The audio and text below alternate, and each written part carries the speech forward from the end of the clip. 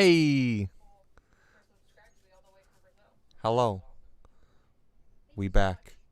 Hello, Dylan. Um, I had absolutely no idea how the or how my screens were gonna look. Really, I had like not much input. I just knew that I wanted my logo to have fire in it. But yeah, it kind of does like look a little bit like a video game, I guess. Hey, like well, I guess Sonic specifically. Big peepee. At least that's the feeling I get from the text. The way the word starting is written, kind of looks that way.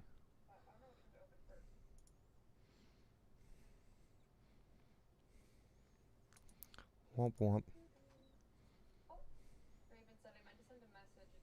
We're doing more research for the debate thing happening on Thursday.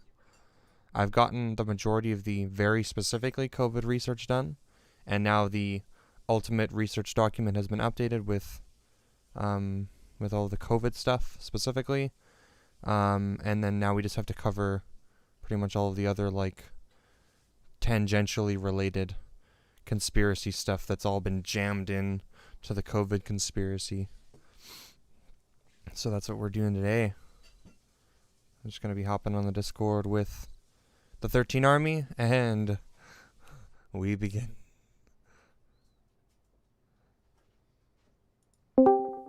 Just because I have a tough time with like being on the political side of Twitch, just because I didn't really want to be in there too much, but Novus was like really into it, and That's like, my thing, bruv. Yeah, and I just Hell like yeah. to stay kind of like up to date with stuff, but I also want to be more of like a gaming channel. But I'm cool doing both. I think doing both is a good way to grow the audience and stuff like that. It can't be more of an infringement than seatbelts. Yeah, literally, like people who are like, "Oh, being forced to wear a mask is an infringement of our rights." It's like, okay, but you choose to wear a seatbelt every day when you drive. I'm assuming, at least I hope you do. Right? Yeah, seatbelts are a pretty classic way to like put into perspective for rights and freedoms, and then how the law works and stuff. Yeah. And like in practice, I guess. Yeah, exactly, definitely. So we're definitely going to be like spending a majority of today's stream going over this. Like I said, while this is going on in the background, I'm going to be doing like some stuff on like updating the Twitch stuff, make it look more interesting. I'm going to be updating my like all my socials. I'm going to be linking my Twitter on this. I know I have my pictures that you sent me, Novus, and I'll probably update my profile pictures with that picture, get a more up-to-date picture for everyone. Yeah, buddy. I used from like, what was that? I think that was like 2017 maybe. So yeah, it would have been a an little older after picture. you graduated or whatever, I guess. Yeah, I have a lot less facial hair in that picture than I do now. True. You got that thick boy beard. I got the thick boy beard. Boy. Let's go. Oh, I kind of like this one too. This black, pink, and white one. That's pretty cool. For like It's the nice, themes? Yeah, I'll stream my screen here so you can see it. I'll take a look. Just 'cause I'm going over like some panels and stuff. So this one's kind of nice, I think. Get this tropical polygon template. Oh yeah, that's pretty nice. I get that. I felt totally exhausted after our night. Politics is really interesting, but really gets you harder in a different way than what gaming does. Yeah, and yeah, politics are exhausting. I can agree with that. Like, after our 7-hour stream that we did, I was feeling so good about it, and then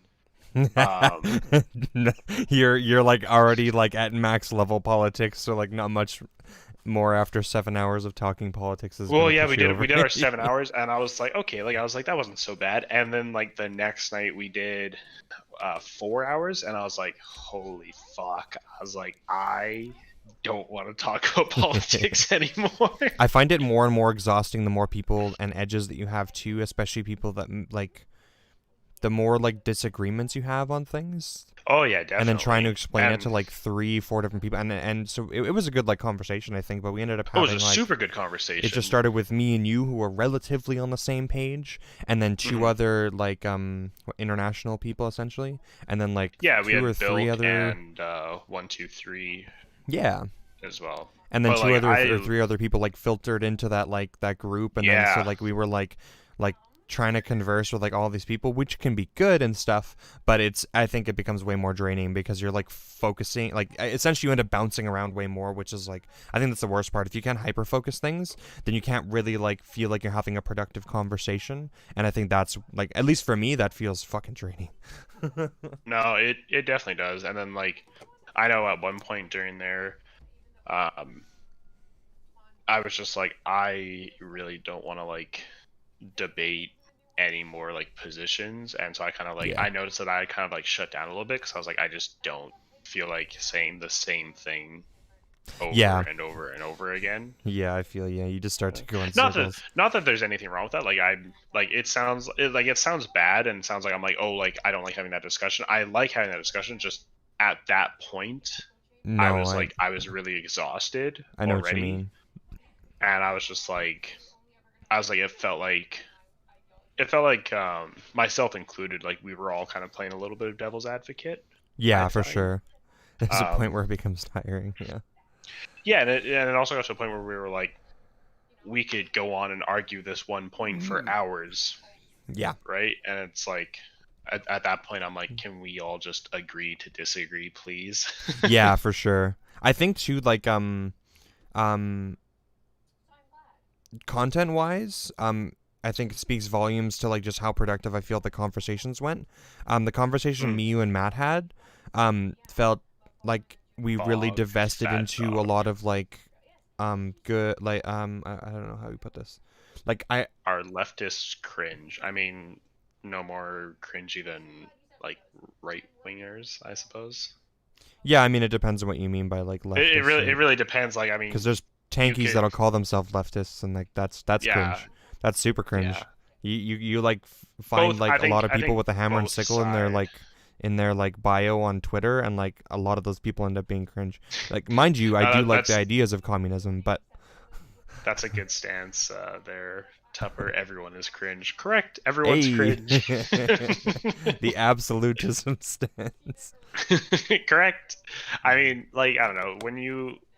It's easy to say like, oh, this side is cringe because I don't agree with their stances, or this side has this view and I think that view is cringe. Hot. Like both, the argument can be made for both sides. Hello. I think it just works better if you try to understand where the other side is coming from, because I feel like once you understand something, it becomes less cringy. It It always still might be depends too. cringe. When Yeah, I it still very well could be cringe, but I think there's a chance that like if you get an understanding of where the other I person tried is to be in coming time. from, no you can worries, you were understand pretty their much right on thought time, JJ. process a little more. Thanks for I think joining. We're going over political stuff right now, so I felt bear with us. exactly the same when I We'll just probably got be back from talking a activity lot training. I between joined, us, but just the fact between me that and the I had to 13 translate Army. my That's who I'm thoughts was talking with. exhausting, and the feeling when my you were doing really good, Bilk. You were doing really good in my opinion. Like Why? between like trying to like get us to understand like what you were Oh, trying to just say because from like it's Swedish kind of just to the content English. we were focusing on today, I essentially. had no issues with that. Did you have any issues with that, Quentin? With which Like story? Bilk was saying. Oh, Bilk was saying that like he was he felt really exhausted after our conversation, just like the fact that he had to like translate his thoughts Oh, for sure. Yeah, I mean, from he's Swedish to English. Like yeah, I that's found it tiring. very easy to understand, kind of thing, and You're Yeah. like laggy for me. I also had like no issues Oh trying to shit, like really? fill in the gaps, kind of. So I'm guessing you are a libertarian or something. I mean, I don't know if I would say I'm like libertarian. I don't know. So libertarian in the like purest sense is derived from leftist ideology. It essentially Yeah, means like freedom, right? That's generally what it means. Now, a lot of yeah, people who call themselves It cuts libertarians out. online tend to be or not online, I guess, as much, but it, like, so the ideology, like Emma, go to my libertarians house. as a political position, and people who claim to be libertarians politically, I guess, a lot of the times they tend to be like libertarian absolutists, which ends up Where being there's internet. fairly cringe, because then they're yeah. like okay with I don't cutting want to like I don't want to be a libertarian I will be absolutist. I think back. I'm more algae. I think we said what it was classic liberal, right? Is what we said, or I Um, think the newer term is neoliberal or something like that. Yeah, I mean, it essentially what it boils down to is just like how you define these terms and what you want to associate with. I would associate pretty hard with like the idea of libertarianism. The way that Vosh has explained it, anyways, makes a lot of sense. Like in its true form and its true definition and where it was originally derived from, that term, it definitely would describe, like, I think people like us maximizing like personal freedoms and then like Well, I collective mean, like, freedoms too, right? I do enjoy like some of like the free market capitalism when it's not corrupted and stuff like that. Like, I Yeah. do think that free market capitalism does have a place in society and can work if you take away the human aspect of it. Oh yeah, for sure. But I also think there needs to be like with that being said, I do think that like corporations do need to be like regulated heavily, because I do think that, like, again, humans are like kind of the issue with a Yeah, lot of like corporations and stuff like that. Like, I think it's people being greedy. Maybe not so much. Well, humans are naturally greedy by nature, I would say. I would never make a prescription like that, but if you want to believe that, you can. I think that it has more to do I with think our environment some and what we're taught and some stuff. people can. Yeah, That's fair. I think it's like a culturally like influence thing, and I think that we could move our way out of that. Like it's kind of just a byproduct of us having like a monetary system and valuing that system, Yeah, where yeah, like I could agree with that. yeah, where wealth is directly linked to like not only needs but like luxury goods as well, and so it incentivizes like that. Yeah. Yeah, but for the libertarian thing, anyways, I don't think it's necessarily like a bad thing unless you're identifying as like a libertarian in the sense that a lot of right wingers tend to identify it as it, you know. Yeah, because they like to take it to the extreme, but also at the same Yeah. time, I think like a lot of people take things to the extreme on both sides. Like, a lot of people will look at like right wingers that are fairly extreme and be like, "Oh, you're like, you're what's the word I'm looking for? Authoritarian. Authoritarian. Yeah, There tends to authoritarian. be Thank a you. lot of tendencies. Like, I mean, a lot of left winger people will be pretty authoritarian too, though they shouldn't be. It's Yeah. kind of like opposed to their other ideals, or Correct. kind of opposed to authoritarianism. But Sure. I mean, the conversation went pretty good, I guess, but naturally, I would say I got a little more defenseless in English that I wouldn't switch all. Yeah, I mean, that can happen. It's kind of like a I don't want to say a language barrier, but like, you try your best, right? yeah, English isn't your native language. I was really like trying to be Swedish as is, like so. charitable to the positions as I could be in the conversation, you know, like not trying to misinterpret anything, which I think is pretty Yeah, important. definitely same. Because I think like if there was like I think even if there was a lot of misinterpretation, I think the conversation still went really good, and I would have been Yeah, for sure. happy nonetheless to talk about. I all think that there was a stuff lot of shared ideals with you, between though. all of us. Yeah. It felt very much that way. So Ooh, what do you think about this one? I kind of like this one. yeah, that's pretty cool. Could you just get to choose the color, or does it end up just being rainbow like that? It might be rainbow. Oh, is even it? If it Oh, is it like the YouTube is YouTube red, the Twitter is Twitter Yeah. blue, blue? the Twitch is Yeah. purple? Okay, got it. So it's specific. Well, no, that's like facts and questions kind of Oh, thing. okay, okay. I couldn't see the symbol Schedule really is well. yellowed. I kind of like this one. Yeah. Yeah, I agree. Yeah. Whatever you vibe with.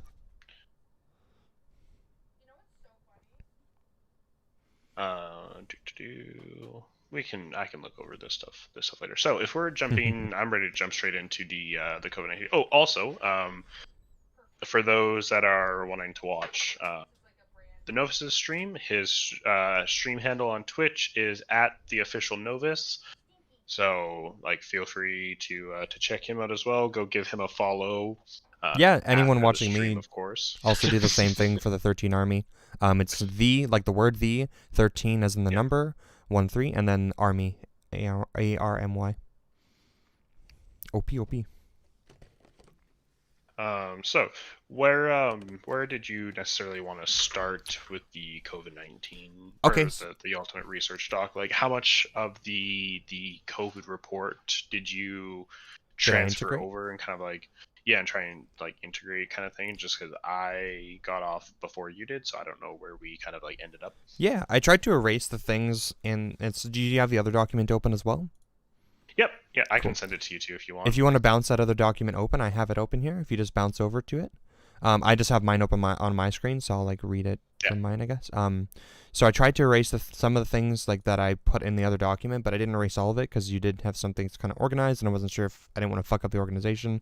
So, for example, the first headline, Corman Drosten report, I did Mhm. the extensive Corman Drosten debunking, which is awesome. Mhm. It's great. I need to go through that with you 200%. Wait, Um, awesome. but I didn't really like do Um, anything specific about the PCR, the qPCR. Like this stuff seems like stuff that we understand already. I think we're rhetorically effective on this. I don't need to like put a section in about that because it was kind of just extra juice we've learned. I'm not Yeah, it sure was actually just we've learned like we know that PCR testing is better than uh, qPCR and that we're doing the than PCR qPCR specifically. testing, Yeah. and that we also I looked into the like viral fragment or viral shedding Yes. So you know that I looked into stuff. that. It's pretty good. So if he tries to bring Mhm. up like like obviously I don't know like the exact numbers and percentages because like I would have to read like countless reports and I'm not a Yeah. scientific authority. So if he's gonna try and say that, it's like okay, well, I expect you to read countless reports on like telling No. me the Yeah. opposite, right? Like Yeah. it's not plausible. It's mostly just like I like how you have it worded here. It's a nice little bullet form. Just good for like if there's misinformation, then you can quickly pop in here. Mhm. I think that's something I was thinking would be pretty useful. Is like some of the things that you have in bullet form here. I don't really feel like moving over to the main document because I want this. The purpose of my document is for anyone to pick up and then to be able Mhm. to essentially like it all forms one solid opinion. My document Right. and defends Right. that solid opinion. And so random like little tidbits of information feel like they might be unnecessary. Mhm. So those things I just didn't include essentially, but I didn't, like I said, so I didn't erase the word Corman Drosten report because you have it like titled here, but I did Mhm. add that to the document. I didn't add this PCR part, with the Mhm. quantification amplification. The false positives thing is in my document, so that wasn't included. Yep. You're on the old document right now, following along, hey? Or I'm on my document. Yeah. okay, perfect. Okay. And then the PCR testing effective against viral shedding.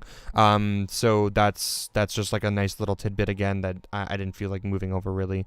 Right. Oaks testing, pretty much just another like bullet point there that like there's no point in me including that in the other document. It's kind of just a I already have like a rhetorically effective like strategy for that one, which is like, okay, how do you expect to ever change my mind about like how we interpret legalities, and how would I ever change your mind here? Literally, no one can prove Yeah. anything. It's just not gonna happen. We gotta watch how the courts let it unfold. If anything, the only backup I have to this is actually at the bottom of my document. I decided to compile, and actually, it's actually right underneath this Oaks thing here. Court Yeah. challenges Court thrown out case. in Canada. That's a good defense. Right. We could say, hey, well, if you're so certain that the Oaks test is like that, it's like failing the Oaks test or whatever, or passing whatever it has to Mhm. do, then why have there only been court documents or court challenges thrown out? And I've listed like just Canadian ones. So Right. did that. Okay. Cool. So maybe we could erase the court challenges thrown out in Canada part, I guess, if you want. Up to you. Okay. Yeah. I'll take that. Well, Okay, there's no cool. point in leaving it in if it's in both. Like that's I think kind of so. Yeah. like I want to say like these documents will go hand in hand to like or not necessarily much combat, but to like help us with his platforming kind of thing. Yeah. Like for any questions that his people will ask us, be like, oh, like Exactly. blah blah blah, right? Yeah, then we can just like Um, this will be like the on. I think this is going to be like an on the spot rhetorical like kind of document. This yeah, one specifically, yeah, and especially it's going to focus on the other conspiracy theories, um, and then I'll have correct. all the main COVID juicy bits in the other document, so that'll be good. Yeah, so then we start to get into. So I'm just gonna skim through the other parts here real quick and just see if there's anything else here that was COVID related. UNDRIP was not Yep. COVID related. Indigenous Nope. definition was not COVID related. Belarus Nope. was COVID related, but it was like really weirdly like tangentially COVID Yeah, he was. related. Yeah, he was trying to say that like the WHO, which is kind of like like he was going to conspiracy theory Yeah, mode, this saying like the it's like WHO was both. offering Belarus like 90 million or 900 million dollars or something like that to like put in these COVID measures, and Belarus told them to fuck off, which we later found out wasn't the case. Belarus requested the funds, Yeah, and then they said you and need then to follow these rules or else you're not allowed. the And then European Financial Institute, the EFI, said you have to follow the WHO's like COVID restrictions if your country's being affected by COVID, and since you aren't doing that, we're not giving you the money. Yeah, which I mean we can back that pretty like reasonably, I think, with everything else in the COVID document. So I figured that's kind of half related. I don't feel like throwing in that. I don't think that's going to be useful to anyone else using my document if anyone does. So I'm kind of like half, if that makes sense. So I figured I would not bother with that one. States being open, cases dropping. I think I included this in the probably in the testing section here. Oh, you put it in the testing, not vaccine. Let's see, or maybe I did. Okay, let's see. Oh, maybe I. Okay, let's check the vaccine section. Maybe I did. Vaccine.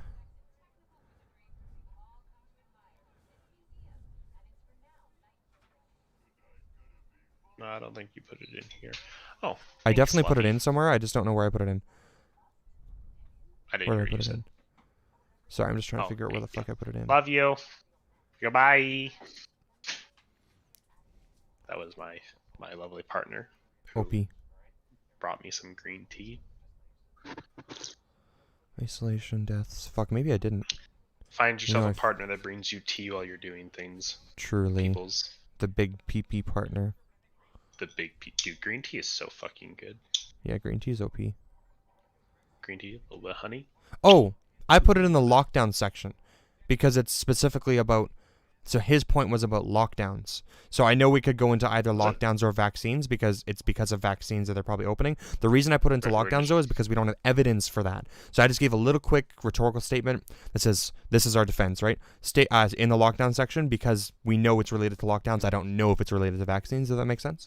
So my statement was essentially states. I would say that it's well, essentially related to... Yeah, like it's the best evidence that I have as an individual. It just seems to make sense, right? But once again, and it would just be like, so yeah. So essentially, my statement was states opening up and a reduction in COVID-19 causes or cases thus far has not been linked specifically. So those two things together haven't been linked, and that I'd have a hard time believing that opening up would reduce COVID cases because that's essentially what he implies by saying the numbers are going down, right?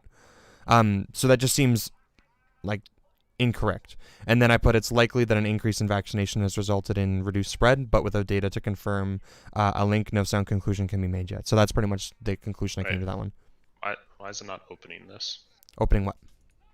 So I'm on my report, and I'm trying to click on like the other link, and it's not opening. The states being open, cases dropping one? Yeah, I'm trying to click on the first one. I'm not sure. I mean, mine's showing up there. Click the link and then click the map COVID-19 vaccination thing. That drops down from it. Okay.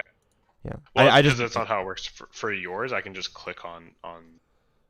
Oh, I guess I did click on the drop down thing. I didn't think I did. I thought I just clicked on it and it popped up. Okay. I think double clicking might do the same thing, but yeah. Nope. No. Oh, lame. Okay. Anyways, yeah, I only included the second link anyways. That's the only one that I linked in there because they're both kind of the same thing. They both are just vaccine trackers, right?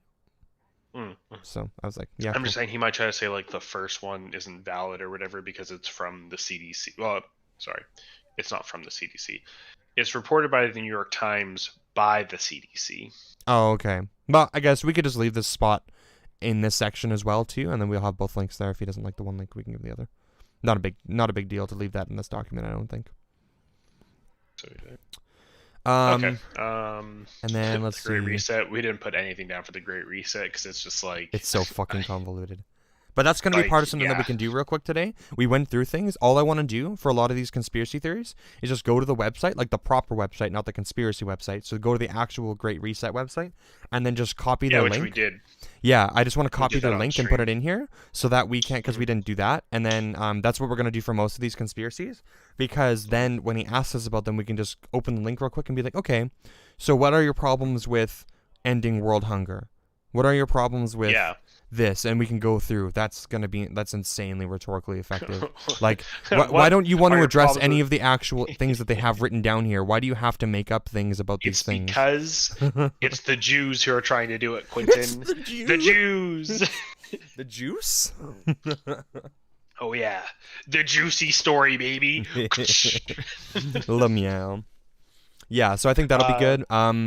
okay. Let's see. LNG, mankind equals unsustainable. So that's the same thing. China. So and the debt and everything. This is all. The rest of the stuff is conspiracy stuff. So we can start going through this one by one and just making sure that our links are good if we have them, that they cover what we want them to, and if not, then yeah. So Sweet. um. So we could start with Undrip, I guess. Or wait, no. Do you want to go? Okay. Do you actually? Maybe we No, should start with we the. did on drip. Do you want to actually? Do you want to start with the COVID? Like, sorry, with the with my COVID-19 article and just go through because I did have some things that you probably don't know about. Um, yeah, We sure. should Kind probably of do thing. that Like, first because that might be more important since we've already covered okay, most of the other things anyways, and we would know it in the back of our brain. Um, right. so let's see. What did I update now? I'm just gonna go through it. Have you gone through any of this yet, or Nope. what's your interest in doing that on stream? Uh, Would you the rather do that on conspiracies are stream, or easier would to you? believe, gives an actual enemy to fight. COVID can't be fought. It's the scarier belief. Yeah, I mean that makes sense. Like, someone has to be kind of like the bad guy kind of thing, right? And it's a lot easier to blame people than to blame something that people can't see, right? And I think also just like I think also a lot of it stems from like I would say like people who are like anti-government, right? Yeah, Um, populists, anti-elite.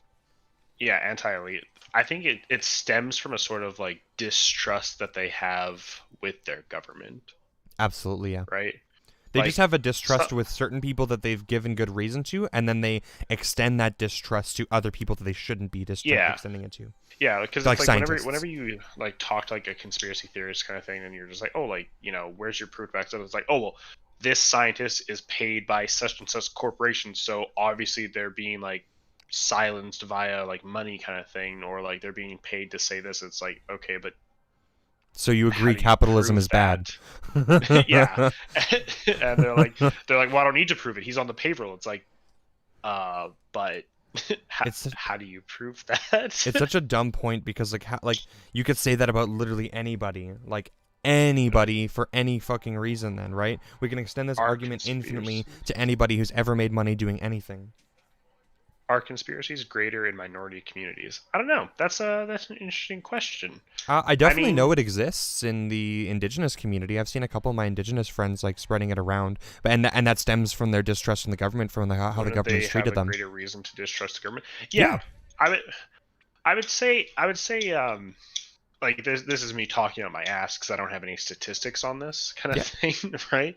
But I would say like it makes sense like if you follow the logic, right? Like minorities have a history of being mistreated by governments, mm-hmm, right? So I think it makes sense that a lot of people. I mean, I would say like even as far as say like I would, and again I'm talking out my ass here, but like from what I've read online and social media and stuff like that, like if we take a look at like the black minority population in the states, most of them feel like that a lot of people or a lot of like the governments are out to get them or that like the system is stacked against them, which it is, yeah, right? So it makes sense why they would feel that way, but like um I think they feel that way because of historically they've been treated poorly, right? yep, It just so happens to be the case that this is true rather than maybe some other conspiracies mm-hmm, in quotation marks kind of thing, right?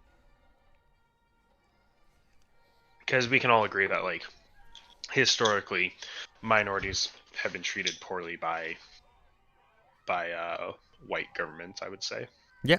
The governments have been Or predominantly maybe white, and then by maybe not even extension, white. Yeah, white power yeah, like structures, yeah. Thank you, which thank you. lends That's to kind of the like the word I was whole trying to say. systemic racism thing directly. Then Yeah, makes the exactly. argument And like nice and cozy. but I know like even like before like Obama got into office, like people were saying like, oh, it's a conspiracy theory that like a black man will never get into office, kind of thing, Yeah, right? for sure. Didn't mean to derail. I like examining where these conspiracies come from. No issues at all. Like we're here for the discussion, right? Like, True. um, That's not yeah, no, too I'm much of a cool. derail, really. Yeah, it's really not. It We're right on pertains to what topic we're for that. talking about, Yeah. yeah, right? So, I have no issue talking about like going over the research document on stream, just because for the people watching, I mean, maybe they can learn something Yeah, the more people that have that they access didn't to this, already the better. know, right? Yep. So I have no issues going over the stream. I also I looked at it briefly today while I was on like my lunch. I only get a half an hour lunch though, so Yeah. couldn't that's really do fine. a whole lot. I kind of like briefly skimmed over some of the points. I didn't obviously didn't click on any of the links, but I'm assuming that I just need to read the points. You can just read. We can read the points essentially, and it'll give you the Mhm. general. It gives you the arguments. It helps you form the arguments, and then all of this is verifiable if you go into the study and read the conclusions. Right. The conclusions will Right. verify all of the things that I've written here as not just being cherry picked. Essentially, I've just Right. helped formulate a lot of it. I've copied and pasted a lot of the points and stuff too. So when it comes to like the effectiveness of common masks, common fibers to block aqueous aerosols or virus-like nanoparticles, I'm pretty like well versed in that one. Like I think by this point, a lot of people are fairly well versed in that one. Yeah, the I argument would is assume. essentially COVID attaches to aerosol particles or water droplets in your Yeah. mouth, and masks are effective at stopping those things. So if the masks can stop the Yeah. water droplets and aerosols, then of course it, by extension, And stops it's also the good to know virus. that like they're good at stopping they're good at stopping you from getting other people sick, not vice versa. Like if you wear an Exactly. N95 mask, obviously like you have a I think you're better protected from I think both situations N95s are because for they're a protecting lot yourself. thicker. Yeah, yeah, they're Those good for are what protecting you wear to protect yourself. yourself and not others. Yeah, Whereas the masks that everyone yeah, else wears protects others, which is more yeah, important specifically because we're dealing with a asymptomatic virus, so you don't know when you're sick, so you correct. need to essentially pretend you're sick at all times. Yeah. Exactly, which is why I think Yeah. it also makes a lot more sense for that like doctors and healthcare workers wear N95 masks because they're dealing with like people that are sick constantly, so they're Yes. more of on a threat of trying to prevent them getting sick. They're dealing with How's it people they about know is touching? sick, right? So they got to Yeah, protect correct. themselves, and it makes more It, sense. how's it about you touching your face with a mask? So that's a good point to bring up, Bill. So it is worse for you to touch your face or to touch your mask if you haven't sanitized your hands. Um, Simply because so it's like when you think about all the things that you touch every day and how many germs are on there, right? And we also know that COVID particulates in aerosols, I think on cardboard can last up to 24 or is it 48 hours? I'm not sure. Uh, It's probably some amount of time. Clearly, that's like they I that's know going to be I know I or read that I know notable. I But read a I know I read a study and I think it's like it can survive on cardboard for 48 hours. Steel I think is 12, or like most metals it's 12. And I think wood it's somewhere in the realm of like 16 to 36 hours, somewhere in there. I don't have the actual statistics with me, obviously, but it does show that like all of these things um, are able to collect, or not so much collect COVID, but when COVID aerosols land on them, when you touch them with your hands, you can still get infectious. So like if you have like let's say a cut on the part of your hand like where it was touched specifically, like obviously it does travel to some degree, but also uh, so let's say you take it from your hand, right, and then you touch your mask, right? Most people probably pull it up by their noses or by like their mouth kind of thing. Um, in, the masks aren't very thick, and as we've already like just discussed, they're there to protect other people, not to protect you. So um, it still can transmit through the mask, I'm reading a right? study right now that says that it doesn't seem like wearing a face mask increases face touches. In some cases, it's actually even reduced face touches. Yeah, I was saying it does. I just Bill was saying like how is it about touching your face like with a mask? Like if you were to wear a mask and still touch your face, and that's how I interpret the question, Okay, kind gotcha. of thing, Yeah. right? Like um, hold on, I just gotta do a little bit of catching up here. Isn't there new research suggesting masks protect the wearer too? Basically, corona on your fingers when you're wearing a mask. Does anyone know if it blocks it?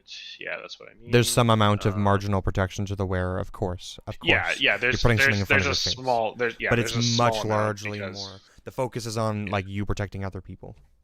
yeah, correct. I think if you touched your mask on the outside, you'd be okay so long as you sanitize. They just not touching it. Yeah. So the reason why they suggest not touching the mask is because you can. It's a small percentage, but because something is covering your face, it's not as easy for like the virus to travel through materials, Yeah. right? But you can still contract it if it went from like your fingers and you touched your mask without sanitizing, because Yes. it's the same way as like when people say like oh like when you're sick you want to cover your mouth when you cough, Yes. because your droplets can land on other things. Other people will touch maybe something by accident that the droplets landed on. Yeah. They'll touch their face. Works in layman's terms the same way. Like, Yeah. I'm The dumbing it argument is down essentially very. that the mask catches most of the stuff, and if you do have COVID, so COVID is spread in the same ways that influenza, which is covered in our influenza breakdown later on. It'll Yeah. tell you that COVID is spread in the same way, which includes touch. So if you touch your mask, now you've got that stuff on your hand. Now you touch other things, now you're spreading via touch as well. So Correct. that's Correct. kind of the And idea. we know the virus can live outside the body for an amount of time. Yeah, an extended amount of time depending on what kind of surface or whatever. Yeah. Yeah. Exactly. So that's why it's always really good to be like constantly sanitizing. And like, I know like that sucks because like I have to sanitize a lot at work because I deal with customers and like giving them product and stuff like that. And so like it makes like my skin raw. Yeah, it's Right. definitely there's definitely negative consequences for sure. There's happy mediums Um, with things. Yeah, but like honestly, I find that like if I go home and I lotion up like once or twice a day, it's manageable. We really Right. should be. The big thing there too is that we should be washing our hands with soap for the most of the sanitization. Yes. That's how you Yeah. like avoid a lot of these effects. If you're using like harsh, what's it called? This would be like just Like sanitizer, the I guess Purell. specifically. Yeah, like the Purell. Yeah, which or is like whatever. alcohol mostly. Yeah. Then of course, yeah, it's gonna fuck your hands up. So Yeah. try and wash your hands with soap. Yeah, it's definitely easier to wash your hands with soap, but obviously it's not going to be applicable all the Yeah, time. you can't just wash your hands with soap between every customer. So I get that. Yeah. Yeah. So okay. Yeah, so do the we first two know- studies here, the first no, study I here haven't read confirms like first what is research. it? Aerosols and then multi-layered fabric masks, which is what like we use. And then the second one verifies surgical masks because those are the two things that people have problems with. They're like, oh, surgical masks are supposed to be only for like bacteria, and then cloth masks aren't actually useful or whatever. But both of these Oh, studies confirm okay. those. I thought you were replying to Bilk there. No. Yeah, to my knowledge, I know that. Let's open your chat up so I can chatter to you. Oh yeah, sorry. To my knowledge, I know that the virus is transferred. Some amount of it is like via touch, right? Just because, or not that so much it can be transferred. Well, sorry. Let me find the right wording here. You can put the virus pathogens on something, and then like you can pick that up, so it's then transferred to like your fingers or whatever. And then if you like touch your face, it will be transferred to like the skin on your face, which can like make its way around your body. Like it's Yeah, it I goes don't both know. ways. You Yeah, it can enter your it goes body both through ways. your eyes, your nose, your mouth. This is gonna be a little bit off topic, but in high school, if for our one of our science classes, we did like a experiment where we sprayed this kind of like gel or powder on our hands or whatever, and then our teacher told us like wash our hands, and then we did, and then we looked at our hands under like a black light, like a UV light, and it showed all the parts of like the germs that like weren't washed or like that weren't that we had missed when we were like washing our hands. And then she had us do it again, and then we like touched like our like parts of our face and stuff like that, and you could see kind of like you could see where the germs were being like spread when you touched other things. It was very interesting. Mm-hmm. Gives you an idea of Um, how much weirder it is how things move around in the air and how yeah, and because like touch and stuff when than you you think think. about it, you're like when you think about it, you're like, oh, like if I just touch like my desk and then I go from my desk to like my forehead, it's going to stay at my forehead, but that's not how germs and whatnot work. Yeah. Right? Yeah, Mark Crover did that. It up on YouTube. That's why sanitizers are really not an option. Yeah, and I know sanitizers are good because, like we said, like it's impractical to be washing your hands after every customer, uh, and like they do offer like some amount of protection. I don't know what the percentage of protection is, but it's better than nothing, kind of thing. In the same way that like wearing a cloth mask is better at protecting other people. Like it's not 100% effective, but I mean, like even if it was only 10% effective, let's say 10% of something is better than 100% of nothing. True. That's exactly it. It's just about right? it's better than nothing. That's pretty much what most of this boils down to, really, right? Where everyone's looking for like a one size fits all, and it doesn't work that way. Yeah, well, I don't think we'll ever get to that point because like with COVID being very comparable to like our influenza, right? There was some With arguments made about that. Yeah, I don't know how much I believe that.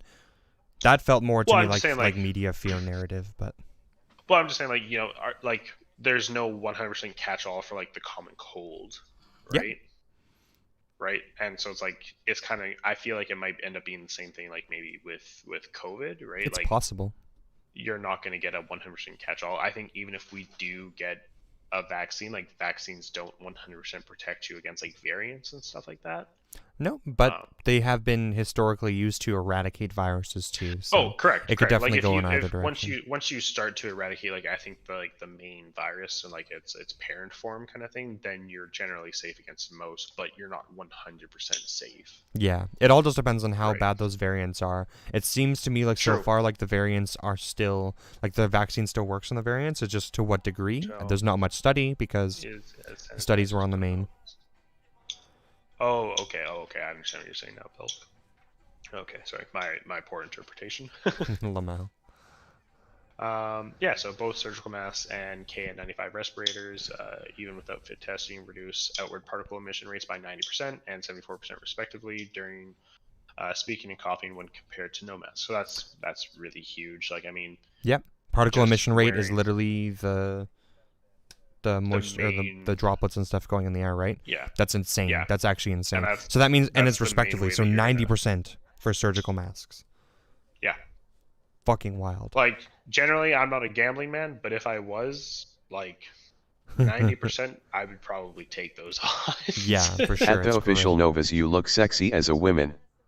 Thank you. I appreciate that comment. Mask wearing and travel controls are independently associated with a reduction in deaths caused by COVID. Yep. And that's Which pretty much just that. That means that they controlled for variables. They removed the other variables, and they noticed that there was an independent relationship with with wearing masks and controlling travels. So like border closures and stuff, right? Yeah, Or like localized like don't don't go XYZ or whatever kind of thing.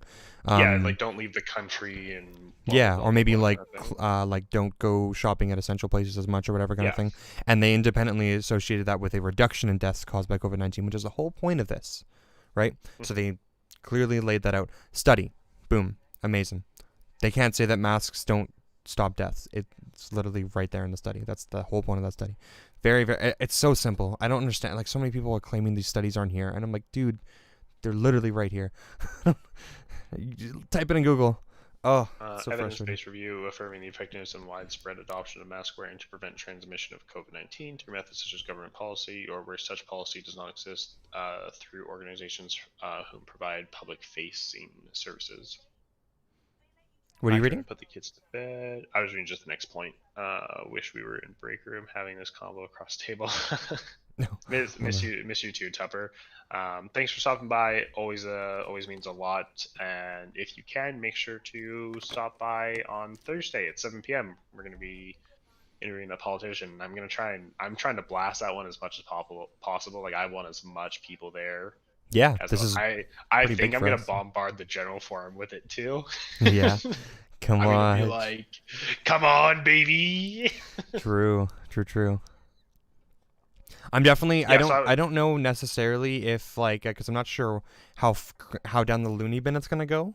So I figured I'm probably just gonna like do the edited version and then like post that one up there afterwards, essentially. Oh no, I'm going raw dog. I don't care how loony it's gonna get. Yeah, Especially that's it's fair. like for those who aren't aware, the Peace River Journal Forum is a is a place that exists on the internet. That's one way to put it. Yeah, it is a place that exists. And it's like even if a bunch of people go there and start supporting like Mark or whatever, in theory, I don't even know how they cool. could after we I don't care. have this conversation. I'm not Right? sure. Like, I mean, people will believe whatever they want to believe. Like that's the Yeah. whole reason the conspiracy theories exist. But That's Just true. because it seems logical to us doesn't mean it's logical to everyone, kind of That's thing, you know? well, yeah. I mean, most people, humans are social creatures first and logical creatures second.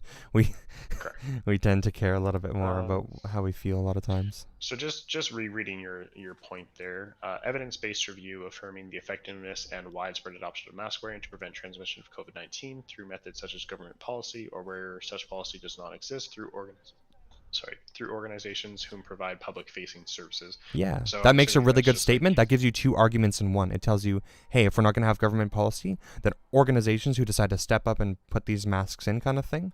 right, which would be like the WHO or whatever. kind of No, thing, or organizations even meaning like AHS. literally like your local Walmart having a Oh, having a mask okay. policy because the government decided not to.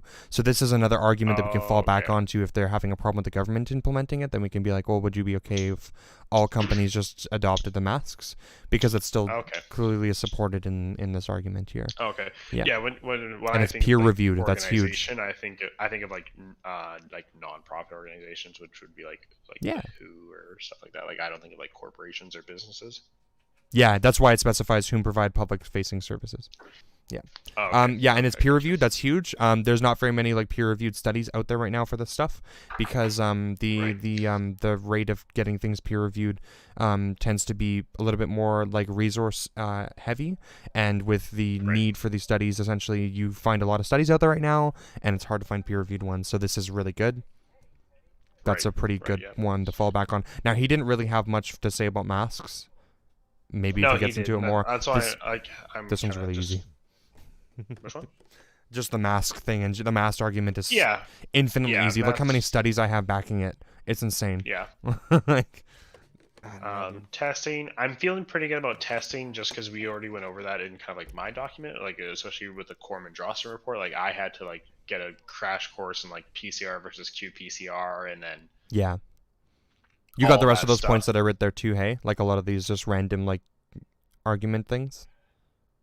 Yeah, like these ones will be, I think, very very easy to. A lot of the Like, stuff I is know- rhetoric, right? Incorrect use. Like they'll bring Yeah. up like, oh, people aren't using their masks right, so there's a point about that. Like, that's dumb. Yeah, I think that one was like up here. Yeah, incorrect usage of a mask.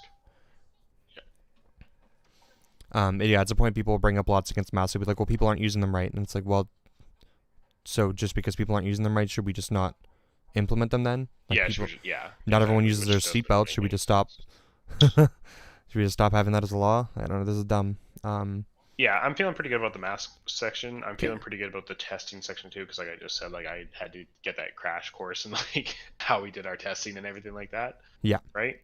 Perfect. So I'm feeling pretty good about testing. Okay, If he I'm gonna see if I tries to, added like- anything to testing here. Oh, I added the isolation section into testing. Yeah, because remember. I was there last night when you did, and I sent you the links. Okay, perfect. Yeah. So I wrote just it's the bottom part. It's the very last part in the testing section. Yeah. So that's going to be a Yes. really important one for his conversation because he said that would change his mind. So we'll see if he actually is going to change his mind or if he's acting in bad faith, which is pretty important. Yeah. So Higher social distancing is associated with a 29% reduction in COVID-19 incidence and a 35% reduction in COVID-19 mortality. That one, I think, kind of just is pretty self-explanatory. Like, yeah, it's literally just very, very plain and simple. People don't focus on the social distancing point as much, so I just figured I'd just throw in one bullet point about it. I couldn't really think of any other arguments anyone's been making about it because they're hyper focused on masks and other things. right. So that seems good enough to me. Unless you can think of something else I Yeah. need to look up for. No. Mhm. Can't really Cool. think of anything else for social distancing. Like it makes sense. Yeah. Deaths. This one I think is kind of like, This one's pretty vital, I think, but if you know your stuff, you know your stuff, right? yeah. Like I mean,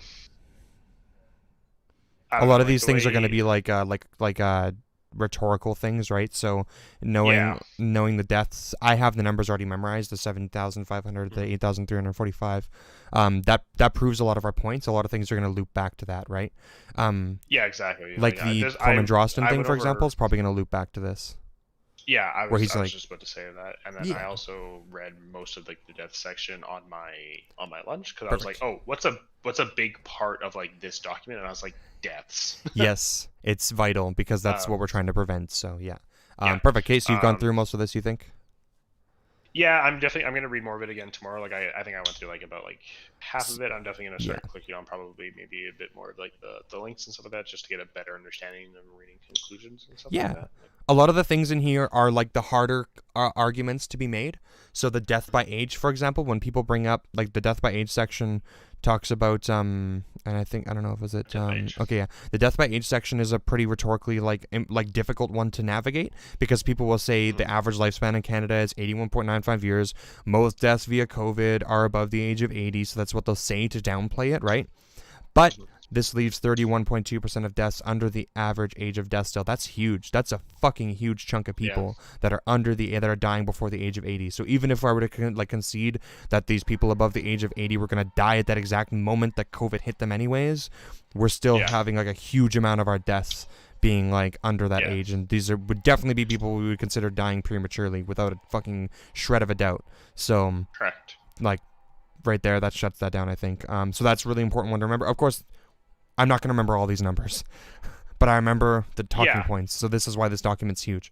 We'll open it up. Yeah, exactly. Like we'll go through the moment he tries to say anything like, oh, like like most people who are dying of COVID are like immunocompromised and elderly, so it's like okay, but it's like you understand that it's like 31.2% of our deaths in Canada are from people that are under the age of 80. Yep. Right. So it's like that's still a huge what's massive. How many people live in Canada? You'd probably want to look at the deaths in general and just compare those, but yeah. But I mean, yeah, if it was just based on how many people live in Canada, what 39 million? I'm saying 39 million people live in Canada. I'm saying 37 million. 37? Oh fuck, I thought it was 39. Yeah. No, it's 37. Fuck. So 31.2%. Oh, to do your math, Cordell, you have to do the 70% of the Canadian population, because that's what they figured that was how many people would get COVID if it was left unchecked. So do 70% of the population, and then assume, and then you have to do the death rate on top of that. So 70% of people get it, and then you'd have to do the death rate of, in Canada it seems right now it's like 3% or 2.3%. So then you have to times that by 2.3% to get the 2.3% of people who are dead, and then you'd have to figure out what 31.2% of that death figure is. Make sense? It's long and convoluted math. I can do it for you if you want. Otherwise, your numbers won't be accurate.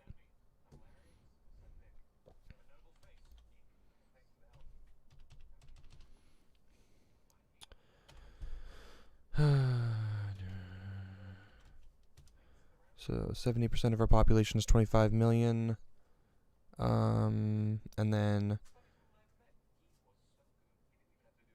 that's how many people get it. And then we need to times that by the death amount, which would be 0.023, I believe. 2.3%. Or maybe it's 2.2%. I'll do 2.2. And then from there, then we need 31.2% of that.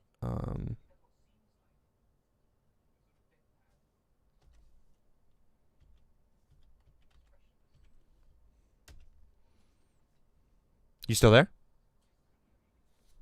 Hello? Oh, you muted. I hit I hit 0, so I forgot 0 is my mute button. Oh, okay. I couldn't hear that whole time. Oh yeah. So Bilk was saying, I'm thinking like the average age of death is 80. So basically 50% dies before reaching that age and 50% after, as well as a kid dying at age 10 needs a lot of 90-year-olds dying. Does that make a whole lot of sense to you? Do you follow that? I'm not sure if I quite follow that. It all depends on where you live and stuff, right? Like this is, so our stuff is going to be largely based on Canadian numbers. I'm not sure about anywhere else, so I'm not even sure what the global number would look like even too. That could be largely different too. Yeah. Of course, there's going to be a lot, like the older you get, the worse it gets, right? The older you get, the more vulnerable you are to dying to anything. So of course, if you're like above 100, you're probably going to be more likely to die from COVID than if you were 90. Same with 90 versus 80, you know, if that makes sense. I don't know if that answers your question, but. Yeah, I'd say it does. So the number I came to, and it's a theoretical number, keep in mind, based on probably this would be a worst case scenario number, technically, right? So based on the fact that 70% of the population was supposed to get it if we left it unchecked, Yep. We're gonna have to like grant a lot of these arguments, right? And then based on the 2.3% of people who get it in the Canadian population would die from it, and then based on 31.2% of that death number is under the age of 80, that would leave 177,777.6 people under the age of 80 die from it. So that's almost 200,000 people. Yeah, and like that's still a good chunk of people. That's insane. Right? Like that's not nothing. No, not at all, right? That's And huge. so Of course, he would never like, grant you that though, because he thinks the numbers are lies and the predictions are lies. But yeah, but that's where my amazing persuasion, or not my amazing debating tactics come in, and I say, hey, hey, sir, do you understand how statistics work? Are you correct? Are you someone who can calculate this stuff yourself? Then shut the fuck up. Right, and then it's like okay, it's like just give me like the benefit of the doubt here and be like, let's just assume since using these numbers around, let's just assume these numbers are right, and if they are, this is what they would be. It's like, is that not worth something to you? Yeah, exactly. Yeah. And even so, but yeah, Right. I think mean, even just the even if 31.2% it's number not- is good enough to just like stick with percentage. That gives a good I'm idea. not sure if I get my point out there. I mean, if the average death is 80, there's really nothing weird about a 7-year-old having a normal death. Yeah. Yeah, I follow that. You follow that? I don't really know what in context it is too, but I mean it kind of makes sense. I think he just means like in general kind of thing. Like, if the average death of like a standard person is 80 years old, like, Yeah. right? Yeah. Then someone dying at the age of 70 isn't anything weird because they've reached 90% of their life expectancy. I mean, yeah, I guess. I mean, they're still dying technically prematurely, right? That's how math works. I'm quite good at math. Yeah. No. I'm not saying you're not. Yeah, understanding those concepts I think is pretty important, I guess. Yeah. Like they still died prematurely technically. Yeah, and like even if there's like nothing weird about it kind of thing, you have to take everything in with context, right? So it's like, Yeah. If they died without COVID, then it's like, yeah, sure, probably nothing weird about Yeah, it. But if for they sure. died with COVID, then it's like, okay, well, that was a premature death caused by COVID. Yeah, exactly. And even if they died without Which- COVID, maybe it was something else that caused them to prematurely die. I don't know. I'm sure it Yeah, probably right, was, like- right? If the average age of death is 80, it's probably something weird though, and probably preventable, right? In most cases, if you die before. To some extent. Yeah. I mean, Well, that's obesity, when you start right? getting- Maybe, or in blah yeah, blah that's when blah. you start getting like obesity and like life choices and stuff like that, which Yeah. is like, They're all technically preventable. It's just how easy are they preventable? And with COVID, it's very, very easily preventable. Wear a fucking mask. Get the vaccine. You know. correct. It's a little bit harder to address things like that are like systemic issues, like or I guess not systemic, maybe like social issues. I guess like things that cause obesity, right? Yeah, and like, things that increase yeah. your risk of like cancer and heart disease. Those things are really, really hard to tackle, which of course I cover in Right. this document as well.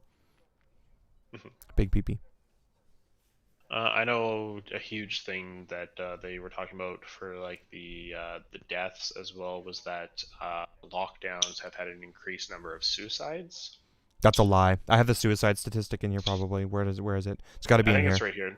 Lockdowns, isolation measures, and unemployment, among other things, would lead to an increase in suicide rates. However, there appears to be no evidence supporting this theory at the present time. And if anything, evidence in contradiction to this, for example, Alberta saw a decrease of 24.88 in suicide rate in 2020 compared to 2019. The reason for this is still unknown, but if anything, it speaks to the complexities of suicide. Yeah. Boom. Which makes sense to me. I mean, sometimes you just want to kill yourself. Sometimes you don't. What can I say? It is what it is. It is what it is. Yeah, but no, in all seriousness, no, exactly. Yeah, no, it's a It's a talking point that they took and run with because it's really convenient for the argument, right? Scientists were legitimately thinking like, hey, the suicide rates would increase, and to understand the reason why they thought that, it's because they figured lockdowns would increase unemployment, and the whole argument is that historically, when you increase employment by like 1% or whatever, it usually increases like suicide by like 1 or 2% as well. There seemed to be a link, and so it seemed like a pretty like easy conclusion to come to. The thing was, now this derails that whole conversation because clearly unemployment doesn't seem to be directly linked to it. This is evidence against it. The stance that he's going to take, though. What's that? And it leads into the conspiracy theory, where he's just like, oh, well, those suicides aren't being reported as suicides; they're being reported as deaths by COVID because they had COVID in their system. What? I guarantee it. I guarantee it, dude. That's such a stretch. Please let him be as stupid as that to come up with that because, one, dude. like, oh my god. Nail him so, to a like, cross if he does that. My friend that I'm going to remain anonymous, one who died in GP with COVID, right? Yeah. Oh, you're gonna anecdote him? I am, right? Because I did this to Jason. Anecdote Andy. My old job, and he was so he's like, what did he say? He's like, did he have any like underlying conditions? I was like, yeah, he had asthma. He's like, oh, so he died because of asthma. Oh, for fuck's sakes. No, he died because of COVID. I was like, the dude lived for 18 years with asthma with no issues. Yeah, tell me how he suddenly fucking died of it, you dumb right? fuck. Right? And so like they're like, oh well, if he didn't have asthma, he wouldn't have caught COVID. And I'm like, okay. I mean, like maybe there's evidence for that. Like maybe he was immunocompromised because of asthma, but I don't think so. Like I don't. Show me the study where asthma people are more susceptible to catching coronavirus. Right? What a stupid fucking statement.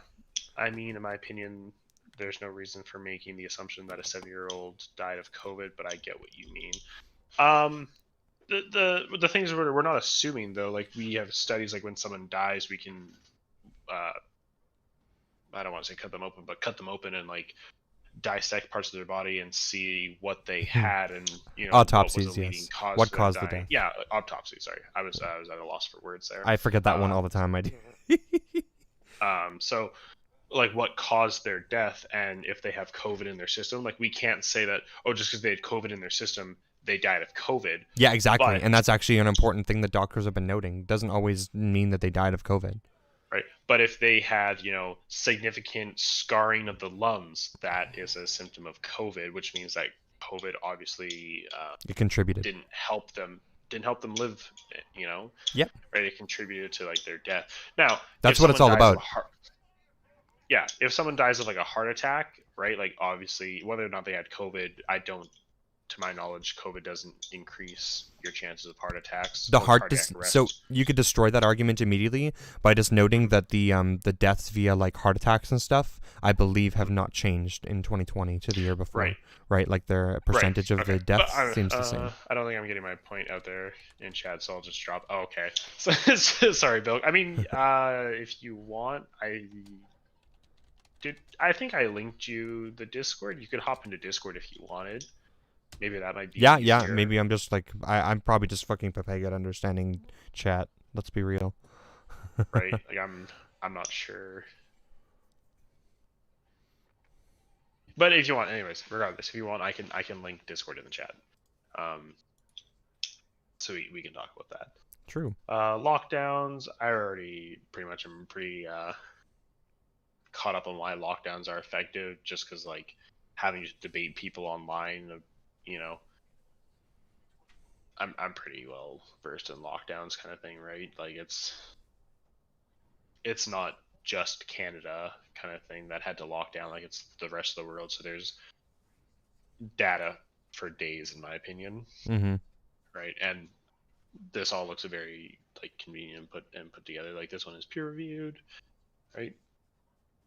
No worries. I'm the one to blame, probs. I'm probably just gonna watch for now. Thanks. Okay, no problem, Bill. Yeah, sorry if we weren't fully understanding what you were trying to say. I know that can get like a little frustrating when like you're trying to like chat with a streamer and they aren't like quite grasping what you're trying to say, and you're like, no, like I mean this, and they're like, oh, like this, and you're like, no, this, and you're like. I'm gonna be real. I'm just really bad at interpreting what people say via like any kind of text format. Correct. I love the happy crying face. It's like Little meow. I love using that emoji on people all the time. All right. Rights and freedoms. I'm very well versed in rights and freedoms. Just Where are we at? our Sorry. good friend Damian Warren. True, dumb fuck. I would say, if anything, the way we probably want to approach rights and freedoms, if we can, is on the same page. And I would say, Desperation. the best. So it really is up to you for sure. But I would say we probably have to make the argument that we're like okay, essentially the best way to approach this one for rights and freedoms is that we're okay conceding to him that like these would be violations of rights and freedoms as long as he extends that logic, because he has to extend consistent logic. And Right. now we're going to look Yeah. at seatbelts, and now this is an infringe on the rights, because by the same logic that you're applying to these other spots, this would also be an infringement. So you also have to consider those things. And if you don't, then you're not applying consistent logic, and your moral framework is flawed, essentially. Yeah, and then I'm going to reject it as a restriction to rights and freedoms if he doesn't apply consistent logic. I'm fine admitting that it's a restriction for sure, but you would also have to vocalize all of the other ludicrous things that we would have to assume are restrictions then too, and that's going to make him look like a dumbass if he drops that. And if he doesn't drop to it, then he's also going to look dumb. So it's really hard for him to win there, you know. Yeah, that's what I did too, Damien. I did it in a bit more of like an extremist sense where I was saying, even if like let's agree and let's say that like the government is infringing on your rights, like you not wearing a mask and getting someone sick and killing them is a direct infringement on their right to life. It is, yeah. Like you essentially just murdered someone. What did he say to that? I didn't see that conversation.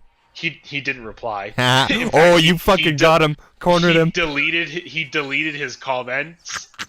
See, the thing is, so I was just like, he only interacts with people who he thinks he can corner because his fucking tactics are actual shit. That's the problem. He thought you were dumb. You fucking hit him up with a big pee-pee move.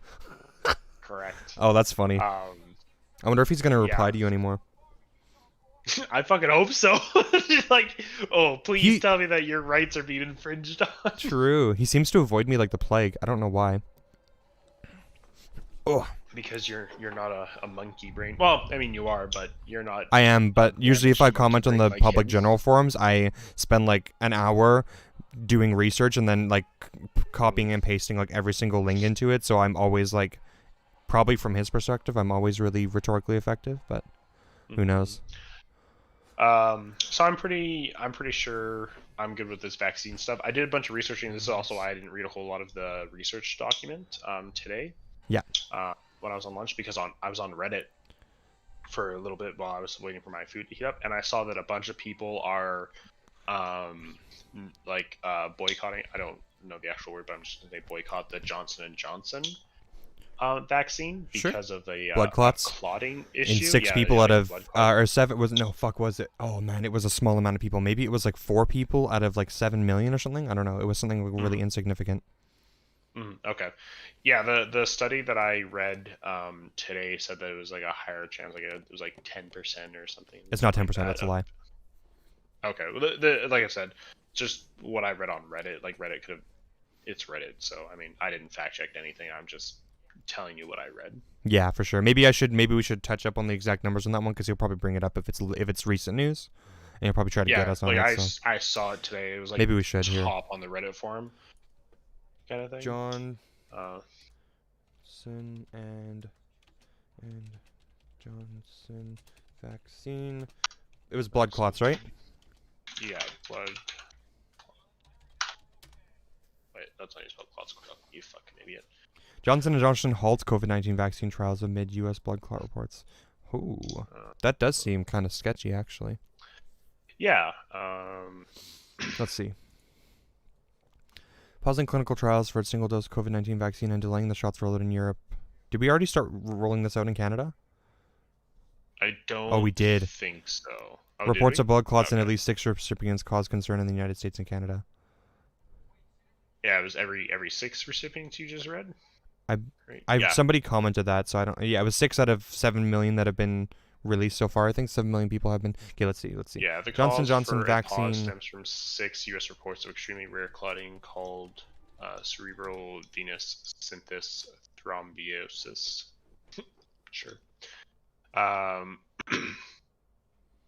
All the 6 recipients were women between the ages of 18 and 48. One woman died, and the second woman has been hospitalized in a critical condition. Officials said the Virginia Department of Health later confirmed the fatal case occurred in that state in March. Today, FDA and CDC Gov issued a statement regarding the Johnson & Johnson COVID-19 vaccine. We are recommending a pause in the use of this vaccine out of an abundance of caution.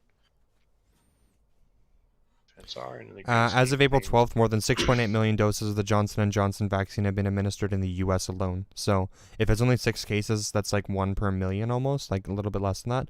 That's insanely minuscule. So that means it's like overall insanely safe. That would be 0.0000 like 1% or something like that. Okay. Of like a risk of like badness essentially. But let's see.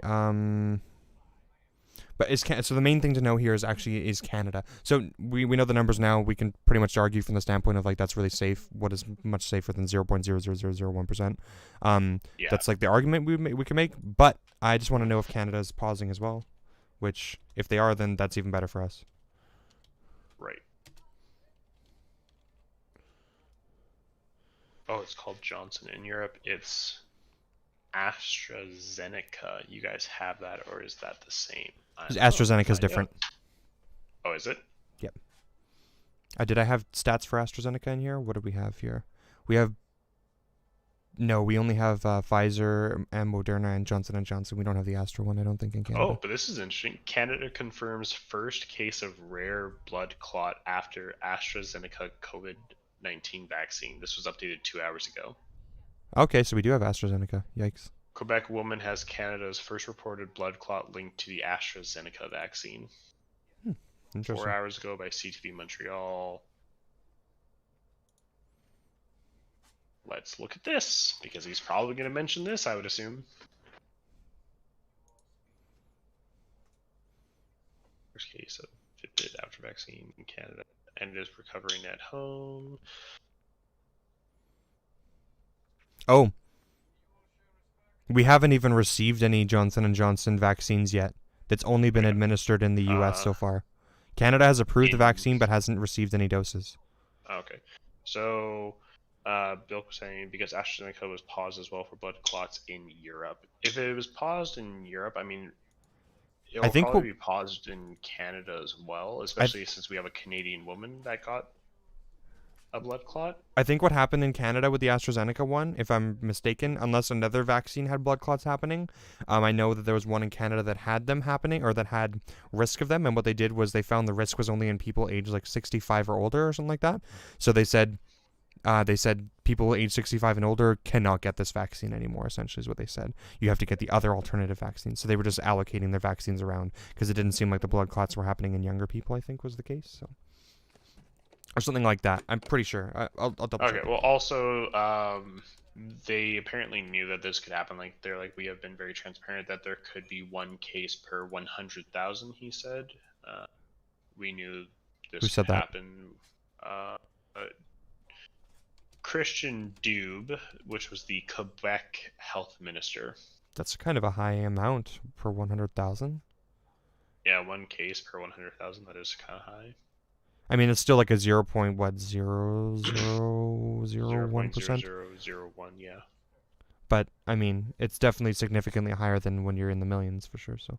True. The Public Health Agency of Canada sent a statement Tuesday that individual living in Quebec has been identified as country's first case. Blah blah blah. Covishield vaccine produced at the Serum Institute of India, and that the woman is now at home recovering. Fact: glad to provide further details on her age, the time frame in which she got the shot, or whether it involved a first or second dose of vaccine. It's clear that Fitbit is associated with this vaccine. It just appears to be a very, very rare, said Dr. Isaac Bugach, an infectious disease physician at Toronto General Hospital and member of Ontario's COVID-19 task force. We've given out hundreds and hundreds of thousands of doses. There has been 1 confirmed case to date, and it would come to no one's surprise if there were additional cases. Yikes. I mean, you should probably stop giving it to people. It depends like, if it's the same thing, even right? if it is only like 0.0001%, like, I don't know, assuming everyone. So it depends on how bad of a thing it is, right? If a blood clot is very easily treatable, and they notice the Well, this blood says clot it's a forms very within. fatal blood clot, right? Okay, I was gonna say if they notice that it forms within like 4 to 6 hours. A or shot of something after, mRNA is not a vaccine. a shot of mRNA. A shot of mRNA is not a vaccine. I mean, it kind of is, isn't it? Isn't that exactly what vaccines are? Isn't that historically what vaccines have been? Running down the road with a motorcycle is by far more Okay, dangerous so it than getting a says vaccine. here that Canada. Oh, yeah, it's paused for 65 and younger. It's basically the risk versus liability as well. No 65 has gotten blood clot. Yeah, so it's saying that Canada is suspending the use of AstraZeneca vaccine in people under 55. So if you're Perfect, under okay. 55, It was off a you little don't bit. get that one. Yeah, it was just they noticed it in a total- particular age group. That was the thing. Yeah. So cool. I The mean, total if the number of science people says in that Europe you're is safe under under that age, then cool. Change your things around to be good for what the science says, right? I don't know. Just pretty straightforward, you know? As long as Canada's Yeah. doing what the science says, I'm cool with it. You know? You only know what you know. Womp. So yeah, so it's even says here, like, based on what we know today, the benefits outweigh the risk, especially when we're dealing with the 55-year-old and older crowd. Which Yeah. Exactly. makes sense to me. More than 23,000 COVID deaths in the year since the pandemic began, but fewer than 1,000 of those have been people under 60. Just over 300 deaths have been Canadians under 50.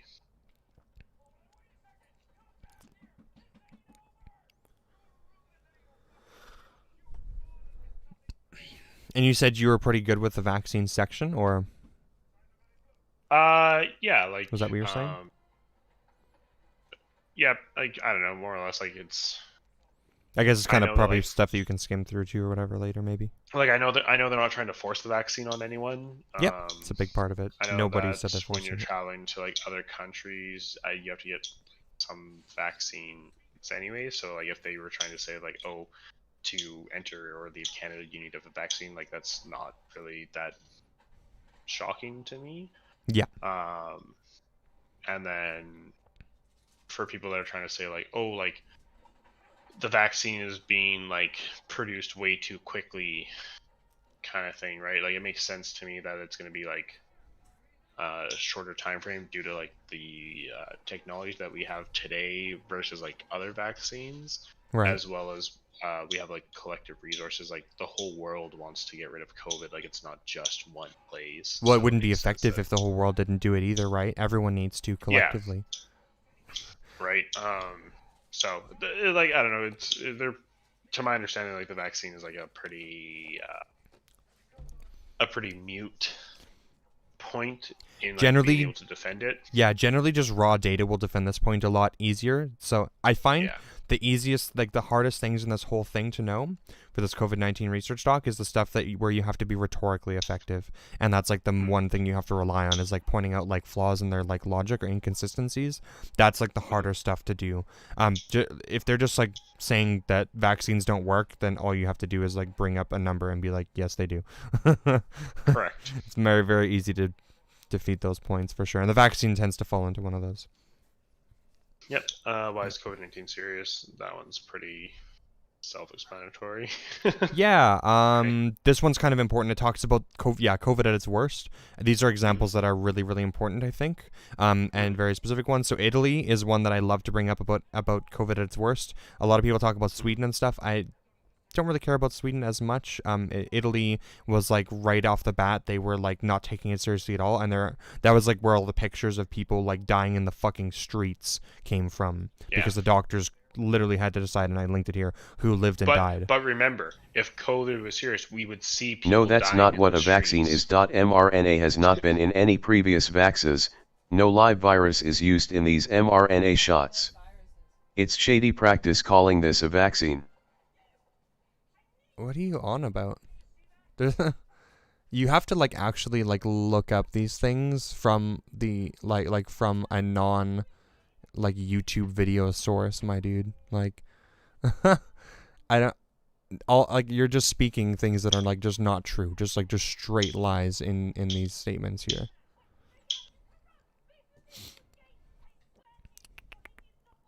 At any given time, most healthcare systems have only and another rhetorically effective talking point. that almost nobody talks about. At any given time, most healthcare systems only have enough beds for less than 1% of the population. So that tells us like it really doesn't take much at all to like throw the system and just completely fuck it. That's something that I found pretty useful.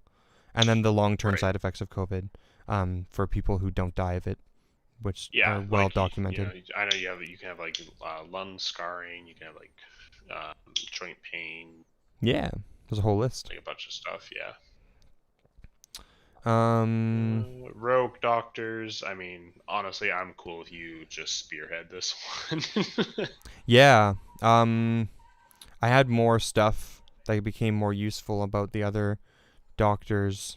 It was like when I was arguing with Bob Blaone, like briefly.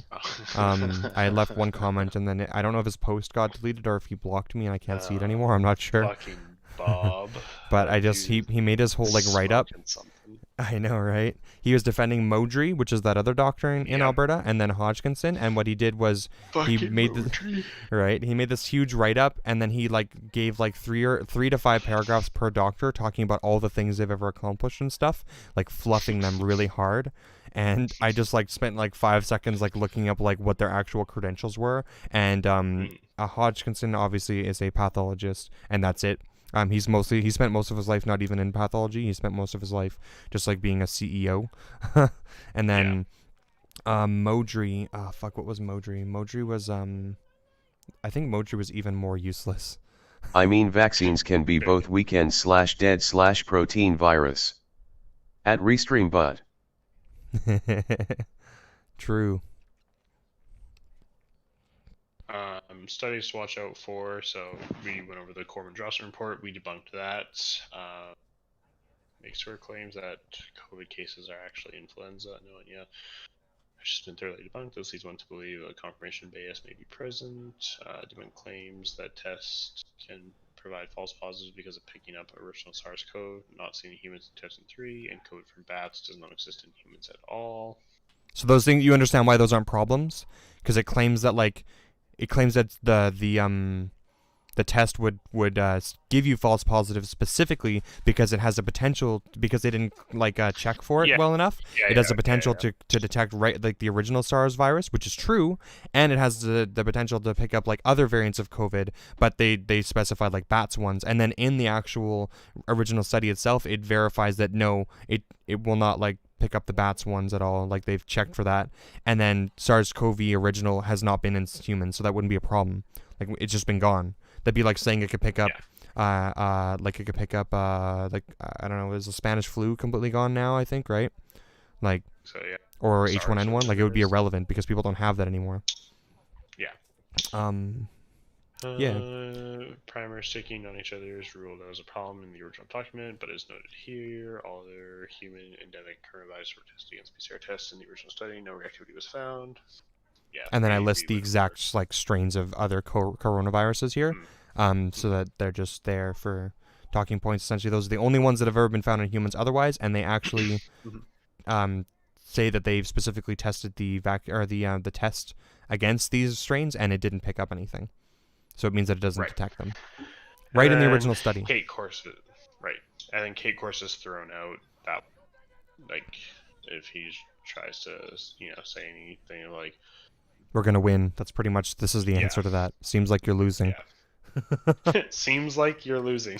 Are you winning, son? Are you winning, son? Yeah, so that's pretty much that. The Corbin-Johnson thing was like the big thing. If you click on this thing, it's like the actual link or whatever. It goes through all the stuff clearly. But I skimmed through and grabbed all the useful bits essentially from it. Right. And the main arguing point for us on that one is the top point, that they're just making like claims and not proving anything. Like if they're actually scientists, they could have just spent time actually proving that it didn't work. But they didn't.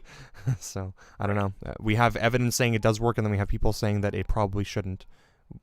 I'm probably just going to believe the current evidence because that seems to be appropriate. Unless other evidence has been presented, essentially. So yeah, that's that, I guess. So Yeah, if you have time to skim through anything you might have missed. I thought the rights and freedoms thing would be useful here to this picture. I ripped that right off of one of the websites for the Walk for Freedom companies. This Freedom is Unity Alliance. yeah, Freedom Unity Alliance, exactly. This is their exact things that they're claiming are being violated. I think we might have gone through this before, but Oh, we went through the whole Charter of Rights and Freedoms. yeah, this is the ones that they particularly put, and it's nice because the way they organize it, you can reference each one. So they're like, mandatory face masks violates section 2A, B, and 7, and then you can go down and read section 2A, B, and 7.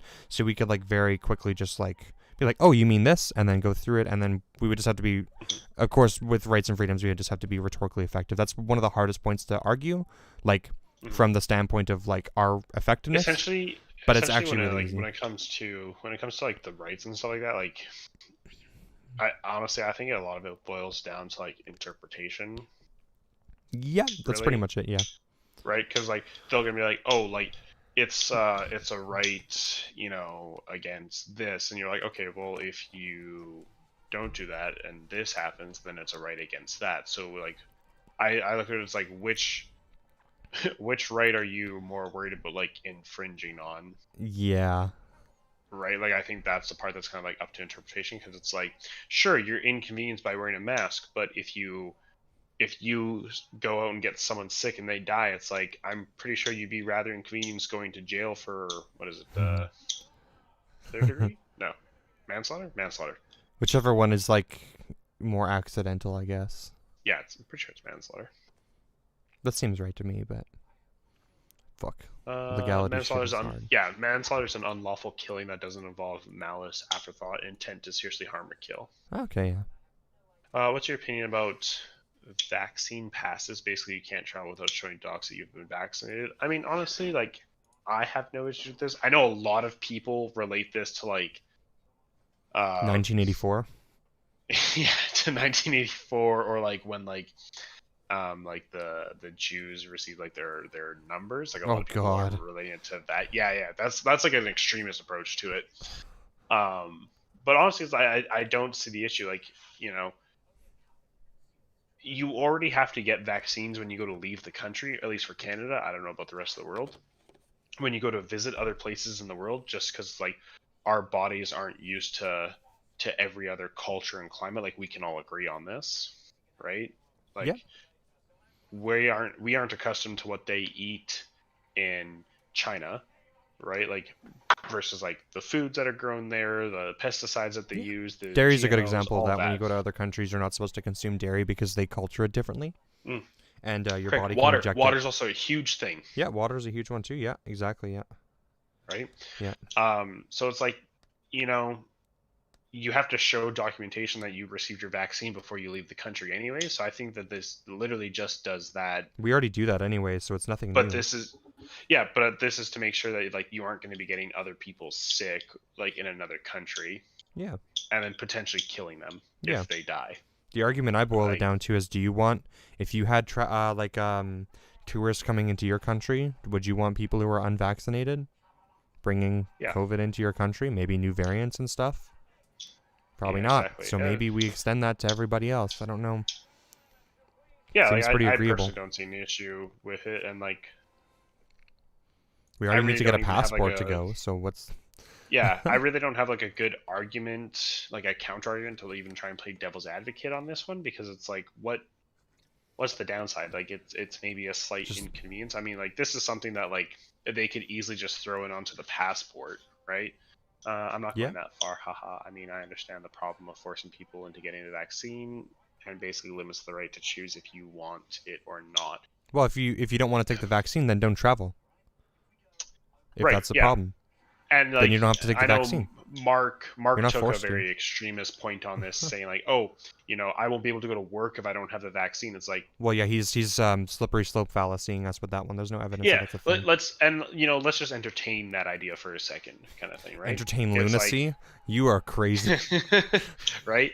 But it's like, if we try and approach this with logic, you know, if you were vaccinated, would you want someone to come in and just raw dog life and be like, oh, I don't have the vaccine. Like, there's a good potential that I'm going to give you a different variant, even though you did your due diligence and you got vaccinated. Yeah. I mean, we can And you're already still going to get see sick. real world examples of this, right? What was that fucking thing that we almost eradicated that's coming back now because people aren't getting vaccinated anymore? Whooping cough?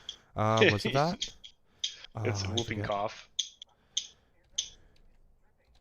It's literally whooping cough, I promise you.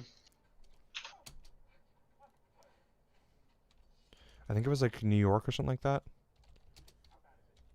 Yeah, because whooping cough is a respiratory disease caused by Bordetella putriasis bacteria. 2 kinds of vaccines used today to help protect against whooping cough. Whooping cough. It's measles. Oh, was it measles? Vaccine fears brought measles back to New York. Well, anyways, whooping cough is also making a resurgence in recent years. Yeah. Because people aren't getting vaccinated. Yeah, right? it's really unfortunate. But yeah, it's like we literally were at a point where like measles, whooping cough, we're at like a point of eradication. Yeah, the And real world because- negative consequences of this are are being insane. shown to us in real life, like live action, essentially. live right? action. Like, Yeah, true. He's kind of right, depending on your job, but I'm jumping in, so maybe I missed what he's arguing. Oh, Mark was just taking the slippery slope fallacy that's saying like, if they want to implement vaccine passes, like, oh, if I don't get vaccine, then like I can't travel, I can't go to work, and blah blah blah blah blah. Like it's just the slippery slope fallacy, being like, oh, if we start here, we're gonna end up down over here. Yeah, and we're gonna without lose connecting all the of our dots. rights and stuff. Yeah. Which is like Quentin said, it's lunacy. Like, and like I'm saying, like I agree. Like I think the likelihood of that happening is very, very, very small. It's like Right. insignificant. There's no But also the same. there's same no time, evidence right now Like I suggesting think that's a thing. there's enough arguments. I'm not meaning leaving the country. I'm not saying I support it, but I truly understand it. Yeah, we had plenty of measles outbreaks in Sweden as well. Oh, that's interesting. I thought Sweden was like really diligent on getting their vaccines. That's just an assumption, and like that I have like an opinion. I don't have any statistics to back that up. I just assumed that they were, because Sweden has like such a really good like healthcare program, right? That's interesting. I wonder why there was measles outbreaks. Because the New York one was like essentially directly linked to anti-vaxxers. I mean, Sweden also. I think Sweden takes a very hard stance on like herd immunity kind of thing. But the Well, problem they did herd with immunity is COVID. I don't know about anything you else. have to keep up the herd immunity. You can't just Yeah. start the herd immunity, and then once you have achieved herd immunity, not upkeep it. Yeah, vaccines Right? create herd immunity. That's the whole point, right? So But so essentially, Mark is just I don't know. Quentin says it's lunacy. Like I think there's more than enough arguments to counteract his slippery slope fallacy, being like, okay, but it's like put yourself in someone else's position. Like, let's say you go out and you get the vaccine, and then someone's like, no, fuck that, I'm not getting the vaccine. Like, that's too much of an inconvenience for me. yeah, we can demonstrate the harm in that essentially. Bill says, yeah, it's linked to unvaccinated travelers and immigration, basically. Yeah. Oh, that sucks. It does Well, suck all the because more it's like, reason to support my argument then, right? That's people coming Right, in and like, not vaccinating. people coming into your Not good. country, your quote unquote home, and are choosing not to abide by the social contract that the society has put out, being like, hey, like, you're not forced to get your vaccine, but it's very highly recommended that you do. Right? Like, I know, and then you get like you get into the whole like conspiracy theory and arguments of people like, oh, vaccines cause like autism. No and stuff like that, evidence, which is, zero evidence. it's not true. It's not true at all. But even if it was, what's wrong with autism? That's exactly. Like, Also true. Are you going to seriously judge someone based on what's the right word? It's I'm like looking social for? awkwardness, essentially. Yeah, like social awkwardness is like a severe form of social awkwardness, like not being able to pick up on social cues, right? Yeah. It's the and only reason keep why in we mind- think it's bad. It's really dumb. Yeah, right. And like keep in mind, like people have people have like no issues with like introverts for the most part, I would say. Mm-hmm. Right? So it's like I don't know. Is it just because it's something that society deems? It doesn't fit the mold of like what we consider to be Yeah. normal in society, and so because of that, we like demonize it to some degree, which is pretty frustrating, really. Oh, it is, right? Especially It's like, because like the whole vaccine thing, a lot of the debates with vaccines hinge on like autism being caused by vaccines, which of course no evidence. And then of course it's also yeah. like, well, what's also even if there was evidence, what are you trying to say? Yeah, are you trying to say like people with autism shouldn't be allowed to live? Like, is Are that you the saying? stance? Is that the hill you're gonna die on? Because if that's the hill you're gonna die on, I want to move to another hill. Yeah, I think that autism brings in like a lot of it's kind of like good in the same way that like variance between humans is good, right? Like there's a lot of like benefits to being like or to having like autism too, right? Um Yeah, like as an I think individual, right? They have a different like way that their brain is wired, right? It is a lot yeah, more that's literally logical. what I should. Sure, I'd say I'll think everyone should get measles vaccine, and that I don't get. But usually, dev a vaccine takes years, and that isn't the case of corona. So, like we were Development? saying, like the Oh, research, yeah, I could throw development. that But I one mean, right out the like, bat here. Let's go. Here, I'll show you. sure, It's go something for that's it. pretty that's something that I you was probably don't literally know. That just would be really great. going over here. Vaccine development time should be expected to be reduced when compared to other previous vaccines because of our development in technology, our rapid development of technology between today and when previous vaccines were developed, right? If you think about any kind of technology, this is just how it's worked, right? It's snowballed. The speed of development of all things has just exponentially increased, right? Yeah, like if you So look at it from like the 1920s till now, yeah, it's like just been we can better all and agree better. that our level of technology is superior, like vastly superior. Yeah, exactly. Like So that's one it's not thing when we're just comparing slightly. it from like really old vaccines. Also, everybody around the world collectively work together. Everybody like threw their resources at this. It's really Mhm. hard for a lot of scientists to get money to study For things and stuff a lot funding. of times. Yeah, for example, Mhm. the H1N1 virus, the US was one of the only people who took that really seriously. And so they were the only ones really throwing money at it. Whereas in this case, we have everybody throwing money at it. The whole fucking world was doing studies and stuff, right? So that's huge. That'll speed up the process. You just have more people throwing darts at a dartboard, right? You're going to end up hitting bullseye a lot quicker. And then the COVID-19 vaccine is also not the first to be developed in under a year, as when H1N1 virus was spreading in the US, and this is documented in my document here, vaccine development started on April 21st, 2009, and was approved for use by September 15th, 2009. So, like, was it under 6 months, I think, right? Something like that, Yeah, or 6 about months six about. months. Yeah, First dose was 6 months. administered on October 5th, so a month later, Fifth. Yeah, just 6 months after development began. Nobody talked yeah, about like how fast that was developed and the effectiveness and stuff either, right? It kind of is just like it's like a good thought, but it just doesn't actually like bear out in reality as being relevant, I guess. yeah. Because it's like I don't get that people don't get. I don't get that people don't get measles. That's what I mean. I think I have dyslexia in some form or kind. All G. um, Yeah. Oh, okay. I think he's trying to say in the first paragraph, I'm like, sure, I'd say I'll think everyone should get the measles vaccine, Yeah. and that I don't get it. Like that would be like the herd immunity. Is that kind of what you're talking about? I think I interpret it that way, like by you saying like I don't get that people don't get measles. That's what I meant. I think I have dyslexia. Yeah, so I'm assuming he was trying to say like the herd immunity thing, or we're both just stupid, me and Novus, and we don't know what True. you're I'm trying actually just really to bad at say. interpreting text. Still, but I think I understand. Yeah, I think I understand too. Um, so I pretty much have like 25 minutes before I'm gonna end the stream. Yep. So yeah, the only other things here would be so we can like that's that Novus report. Now for the other ones here, we've got Corman Droston, all these little points here. That's all been done. Undrip. I'm not sure how important Undrip is.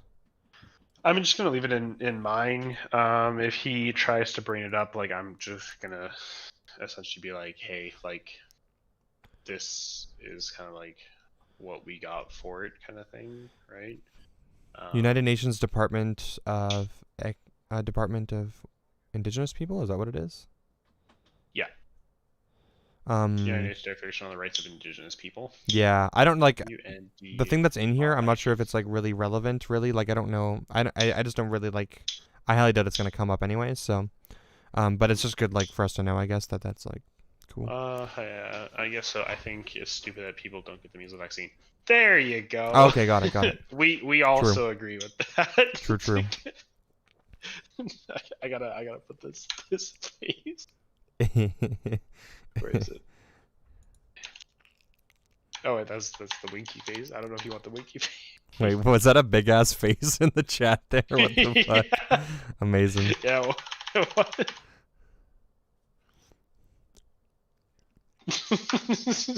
I gotta respond like that.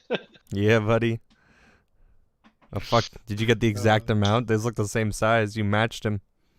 Oh shit. Nice. Big I might have. peepees. I mean, I could have just copied it, and then we would have definitely got the same size. True. Yeah. So if he tries to bring up UNDRIP, like I'm just literally gonna say like like Canada was against it originally. Now we're we then for it. later- Yeah, now we're for it because we understand like the It seems like we did bad benefits. things to the indigenous people. Please tell me how this is bad to like to Yeah, like try and and not do then- bad things. I don't know. That seems fair. yeah, You know. and then it's just like we can go straight into like an historical like overview kind of thing. So it's saying that like when it was created and like why it was created kind Mhm. of thing, right? Which is like all really good talking points. Ooh, kind this of is the thing. thing. This was the really important one. Was the second one, the UN definition for for Yeah, indigenous people. uh, That one I think would be more relevant than your first link. I don't know how relevant your first link is. Like maybe I don't know. I don't know how much it I was just care. relevant for us to talk about. Where That one's up to you if you think it's relevant or not. But I didn't think I Deaths would from talk about this aspirin one. are more common than these blood clots. True. My True. dude, please. I didn't hear that one. Deaths from aspirin are more common than these blood clots. My dude, please. I Oh, shit. agree. Wait, did that just like come through now? Was that like? Did that take a long time to come through? Was that 5 years ago that someone sent that? I kind of like this one too. Maybe my What do you stream is what do just you really think about this one? I don't think so.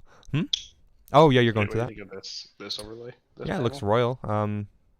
I mean, It do you have looks like a royal. color theme that you like for like logos and stuff that you're thinking of in the Um, future? Well, so this is where it gets interesting because it's like I like having like the purple, Yeah. right? Like I think purple looks really good. Yeah, purple I dope. also like having the light blue, which is like from like back when I was doing like the whole like Quartal Squad thing. Yeah. All right, that one kind of dropped off. I think that one's like still really catchy, but I think I'm on the 13 Army for everywhere, so there's no point in me trying to like rebrand essentially, Oh, gotcha. right? That's fair. So I like the purple. I still like the light blue that Quartal Squad was like had and stuff like that. Like You could incorporate both if you want to. I would say a combination of two colors is better for branding, oh, yeah, because like it's more I don't- unique. I don't know how well dark blue and light purple or fuck purple like dark purple or purple and light blue kind of like go together. Yeah, I mean purple and blue in general are really close, so they tend Yeah. to be, I don't know, what's the word? They're not exactly like Interchangeable. complementary. They're kind of just similar, I Yeah. guess. But I mean, it's not a bad Yeah, thing. that's the thing. I kind of like this though. This one's kind of nice too. Yeah, that's cool. It's pretty. It looks it looks kind of professional. Reminds me of like a studio, you know, like. Is that how you spell strictly? They misspelled. I knew it. I was like, I'm pretty sure strictly doesn't have a K in there. They misspelled strictly. What a bunch of Unbelievable. wankers. Truly. Yeah, so the indigenous definition by UN I think would be pretty relevant, and you have that in here, so that's good because that was a point Yep. that he had a problem with, and we already went over that and why that's like, Correct. you know, pretty much he's just applying one part of their definition to it specifically, which is incorrect. UN control versus Canada government policies. We'd have to look that one up, but I'll check that after. We did the Belarus thing already. States being open, cases Oh. dropping. We did that already. We gotta get the Great Reset link. Stakeholder capitalism. So stakeholder capitalism was the goal of the Great That was Reset. So that's part of the Great Reset. yeah. And if you feel like defending that one, you can. I would probably just say, because you seem to like it a lot, I would probably say that it I seems do. obviously like a positive change. I wouldn't stop there for sure, but I would with open arms accept something like stakeholder capitalism as a progression As like a towards a better stepping- society. yeah. And I think that would be a Correct, better way to yeah. do it, because I don't want violence if we can avoid it. I want No, to let's start shooting up people. yeah, I want to have a transition, democratically, preferably, into a better society. But Right. what do I know? The Wet'suwet'en Society. Did we look? Yeah, I'll have to do the George Soros meme. Yeah, I'm not LPG. touching that with a 10-foot pole. I just have to look up if there's evidence of those things being linked, because he claimed there was, but I don't think there is. And that'll be pretty quick, I'm assuming. And then China buying Canadian debt, social China. Okay, so let's go through, because it seems like those are our links so far, and I think I'm pretty happy with the links that we have so far. So we're gonna go through China buying Canadian debt. So let's go. Well, I'll start at the top here. UN control versus Canadian government policy. So does the U.S. have any control of Canadian government policies, essentially?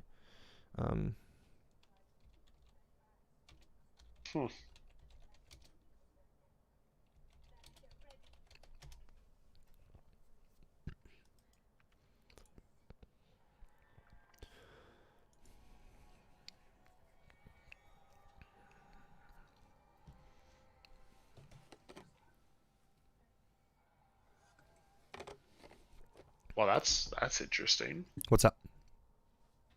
China owes Canada $371 million. So wait, how much do we owe China though? Is it Well, the I just opposite? typed in like China buying Canadian debt. It just seems like China owes us, not the other way around. Wait a second. Um, Are you fucked? How much does China own in Canada? China has Canadian invested public debt. 82 billion into Canada, more than 51 billion, Right. which was funneled into oil and gas. Okay, cool. Don't care. Canadian government debt, also called Canada's public debt, is the liabilities of the government sector. For 2019, the fiscal year ending, blah blah blah, the financial gross debt was 2,434 billion. Yikes. For the consolidated Canadian government, blah blah blah.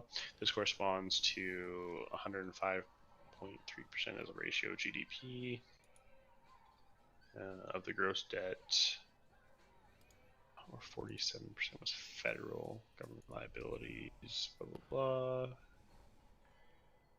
Okay, let's see. I'm on Wikipedia right now, and I'm There we seeing. go. Foreign ownership.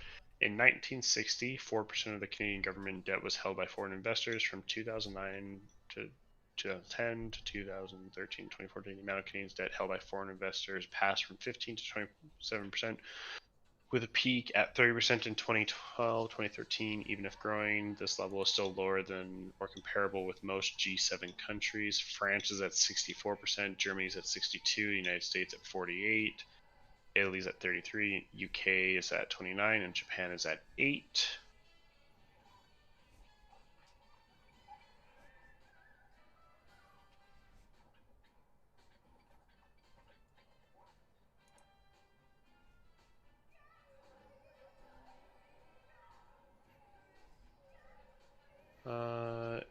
Isn't rich Chinese people buying property in Canada quite common?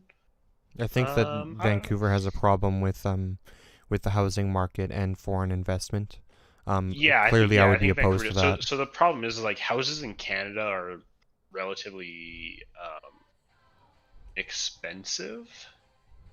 to Yeah, my it always depends on where you understanding. go, right? Of course, if you go into more like popularized areas, then or Well, populated just like areas. in comparison to the rest of the world, like how much you pay for a house in Canada is astronomically higher than how much you pay in like other parts of the world, kind of thing.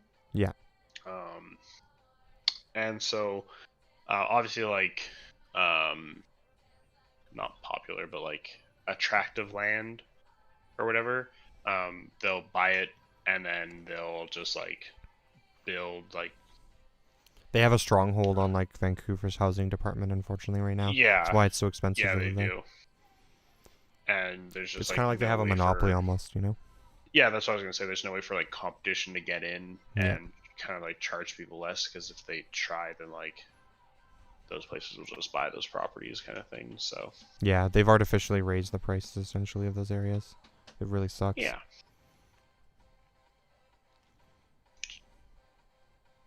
I'm not seeing any evidence that China has anything to do with our debt at all. And like you said, it seems like China owes us, if anything.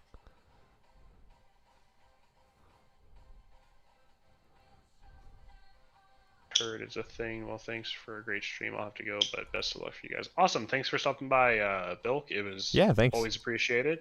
Nice talking to you. Make sure you stop in on Thursday, 7 p.m. Mountain Standard Time. True. I'm sure you'll wanna watch us debate Mark Friesen. Big That'll be a PP. fun time. When I worked in real estate, I did see lots from China purchasing here, but I don't know how common it is. I'm sure it's fairly common. It depends, right? It's I know there's probably some fairly restrictions common. and stuff, but are they good enough? Clearly not, because Vancouver got fucked by it. It seems to be a localized restriction thing that's mostly the problem, I think.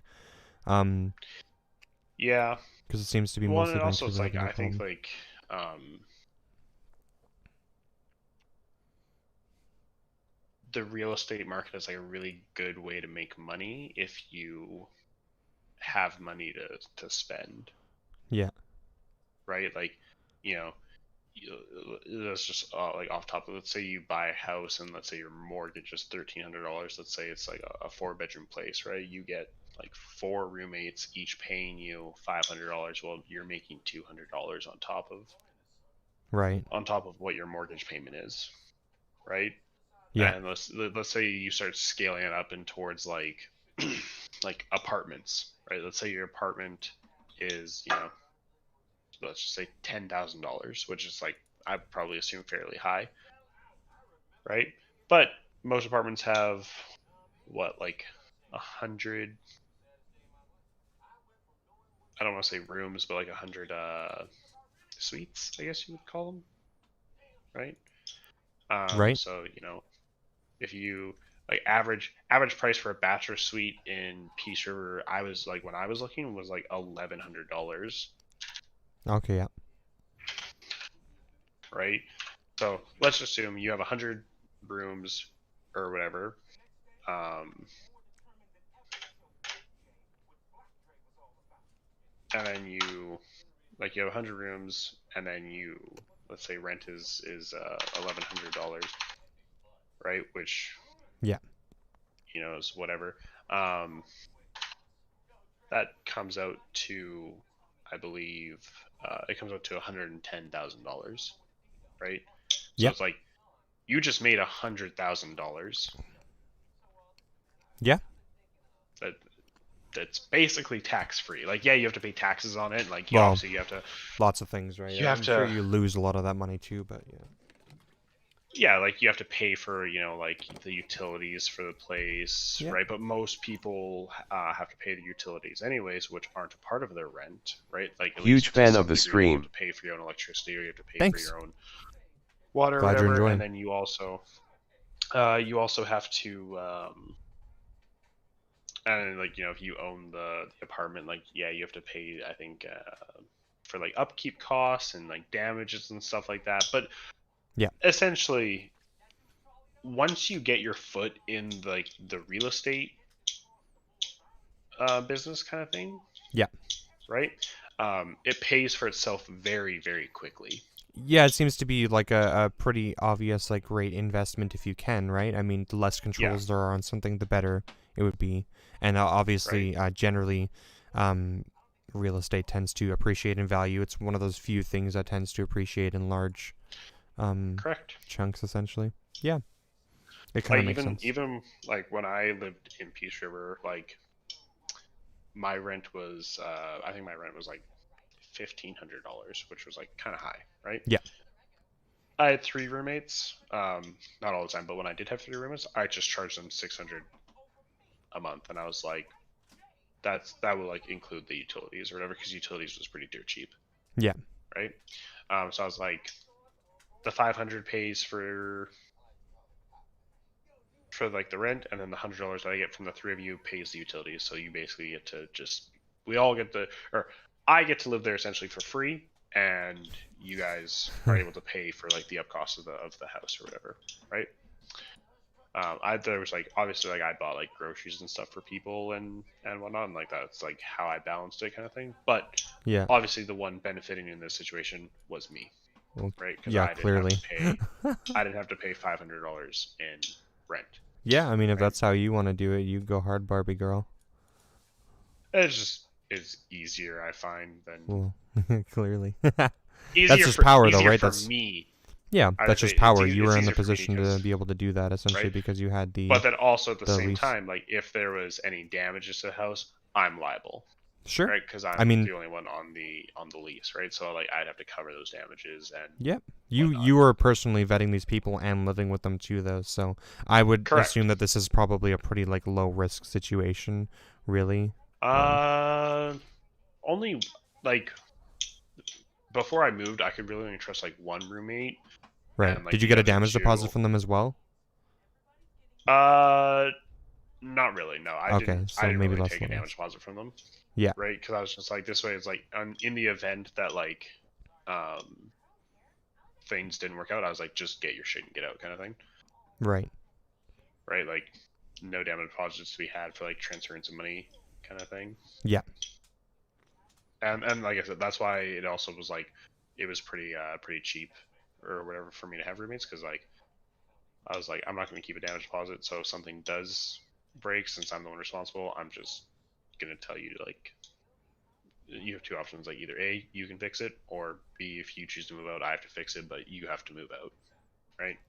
Yeah. Which I think is how it works in most places when you're, you know, a renter. Like if you're renting from someone and you punch a hole in the wall, they're gonna be like, hey, like you have to pay a portion of this, or you're not gonna get your damage deposit back, and you can Yeah. just say, cool, I'm moving out.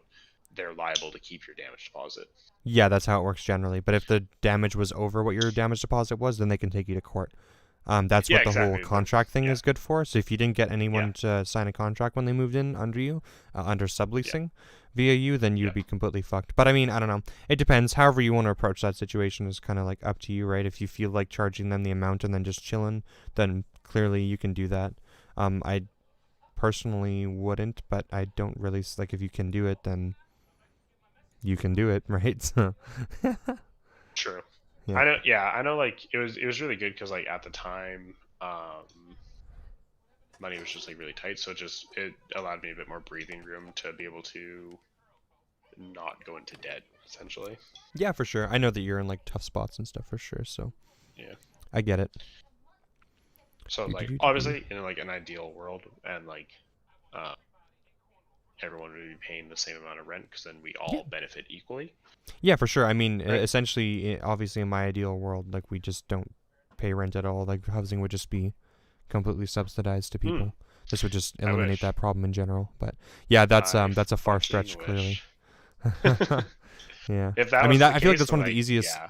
quick. I feel like that's one of the easiest early sells in like my system, though, right? I like the automation and stuff is clearly going to be like a way farther down the road thing, but I think pretty early on in the system we would have needs being Ugh. met first, for sure. I have to if pay anything. for these? Fuck no, I'm not paying for these. Enterprises and banks. I don't know. China. Don't feel guilty. They knew the deal. I'm sure you did what you knew. Yeah. Like I told everyone like up front, being like, hey, like rent is this much, your utilities are this much. Just give me this much on the first of the month, and like that's just how it is, kind of thing. And like if you have a problem with that, then just don't be my roommate, Yeah, I mean, right? Like, it makes sense in the system that we're in right now. Obviously, like I don't agree with it, but I and don't really have a also, problem with like, you doing it. I in just have a problem with the system. in comparison to like what other places were charging. So like if you wanted to get like a 1-bedroom apartment in like a more rundown apartment kind of thing, like you were still paying $800. So like I was $200 cheaper than like a really rundown place, and I had a decent place. Yeah. Like you'd seen my old house. Like it wasn't anything that was like, holy fuck, this is a nice place, but like it wasn't like a shit. It wasn't like holes in the either. wall, but I would consider that to be like a lower quality place. Robin would never move into Oh. a place like that, 200%, and that's how I judge if it's low quality or not.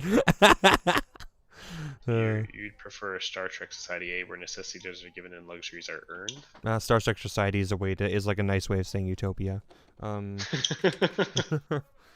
No. It's essentially it sounds utopian, I guess, but we've kind of been over it before. Utopian. Clearly, like my ideal society is like a future-based one, right? So because automation is fairly required, right? But automation is like already happening in our current system anyway, so we're already moving towards that model. And automation is inherently like incompatible with capitalism. It doesn't work. It's not designed to. No legislation would do it nicely. It would be inefficient. So we clearly have to move some kind of model light towards like that essentially.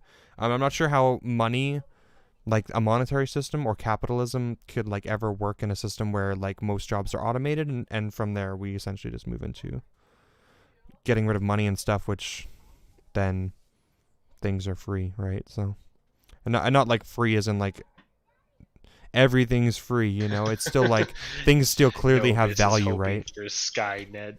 Yeah, like but clearly it's an idealized situation. We just need to move our way towards it. What do you think about these ones? Here, let's see. 1 second. These ones are pretty chill. Mecha panels. You can choose your color. Yeah, I mean, seems pretty decent. We go with I can go with like the rainbow thing too. Yeah, whatever you like, I guess, right? Whatever you feel. They seem nice, right? They feel very similar to me because they're all just going to be like a fairly generic, you know? Like I think I bought panels from these people before, actually. Okay, yeah. Hold on, I'm gonna try and see if I can log in.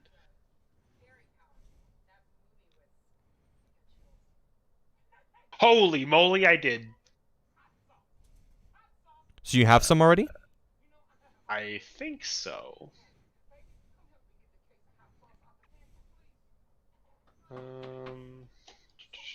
Is there like a past purchases section? Store, custom work, about, blog, support, tools? I'm still not seeing any evidence that like Canada owes China some amount of money that seems like even like worth noting. It's because it's probably not. Yeah, this just seems like a completely unfounded claim.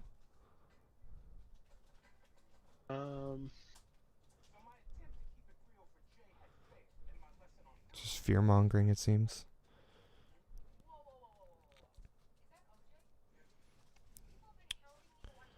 Hold on, I'm gonna go to. Yeah, this is just unfounded claims, I think. I'm just gonna go take a pee-pee real quick. I'll be right back in like a minute. Visuals by Impulse.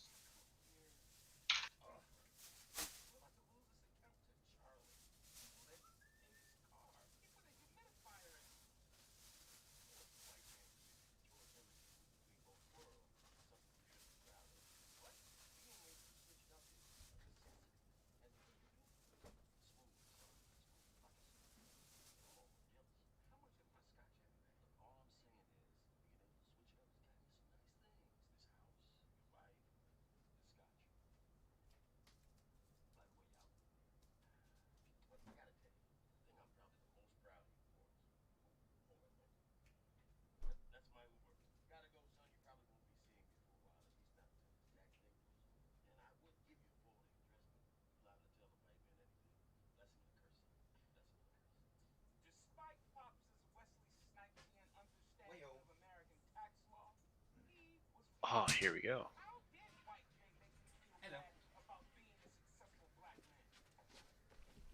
Womp. I'm back. Yeah, I don't know. It doesn't seem like there's any evidence. Oh, here's a video of Pierre Polo, fucking dumbass conservative guy talking about how Trudeau government owes China our debt. Every video I've watched of him so far has just been him straight lying. I haven't been able to prove like anything he said. That's the wrong thing. He's a dumb fuck. Downloads. Oh, how about this one? The country's most indebted to China. Statistica. Does this one give me anything? Aha! Okay, check. These were the ones that I had before. Oh, perfect. There's no evidence here to suggest that we're in debt to China, according to this. Beautiful. What's up? Sorry, you found your things here. Let me open your thing real quick. Yeah, these are Show the me. old ones. These are the old ones that I had. Show me. So this is like the. I can make this full screen. This is the new donation one. New donation. Wait, I new can't see anything. follower. Wait, I can't see anything. Wait. Oh, it's It's screen sharing the internet thing. change windows. I'm gonna make it let's full do screen this so I with can this actually screen. see. Boop. There you go.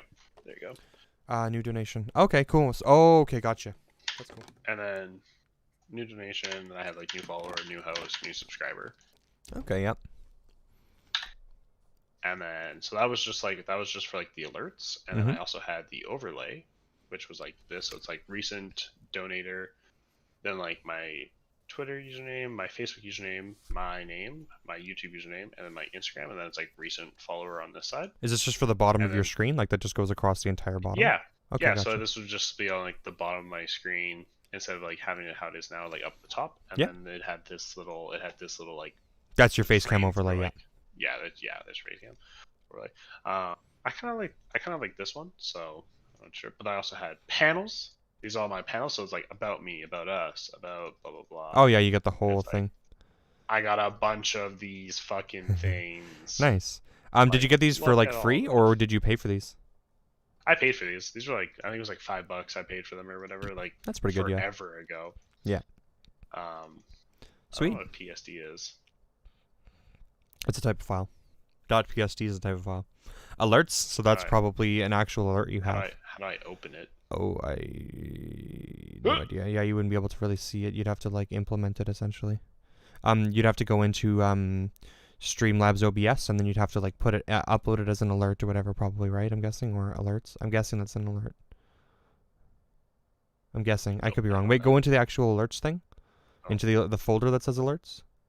It's just the new follower. That's likely like just similar to these. See, it's like .png or whatever. That's likely just like PST, all of you these. said Photoshop. Oh, that could be. Oh no, PSD. PSD. Oh, okay, gotcha. Yeah. Yeah, no, it's Dot PSD. What is a PSD file and how can I open it? Oh, it's a Photoshop document. Okay, it's still a Photoshop document. Oh, okay, gotcha.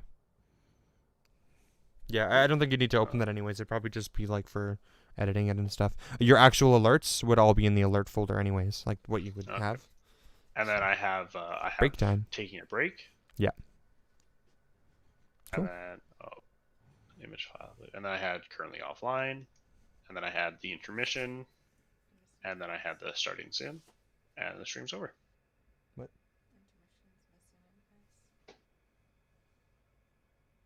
I don't know what you're saying.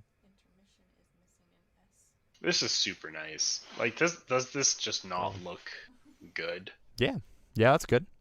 It's I got the remember I purpley picked these blue up 'cause I too, was which is like- kind of funny. I guess it's like a red blue, or red purpley. I Yeah. don't really know, but I I mean, it's remember kind of what I- we're talking about. Remember when I picked these ones? I was like, ooh, these are super nice. Would I? Big Are PP. you able to?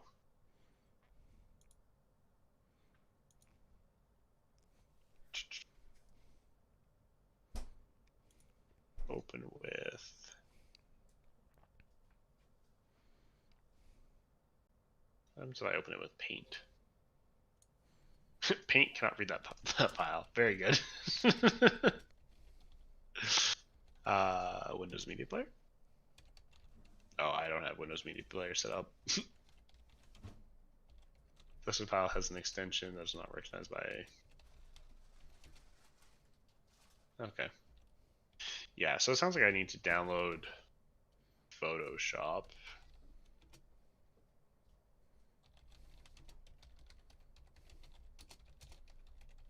I'm so happy I never delete emails. Yeah.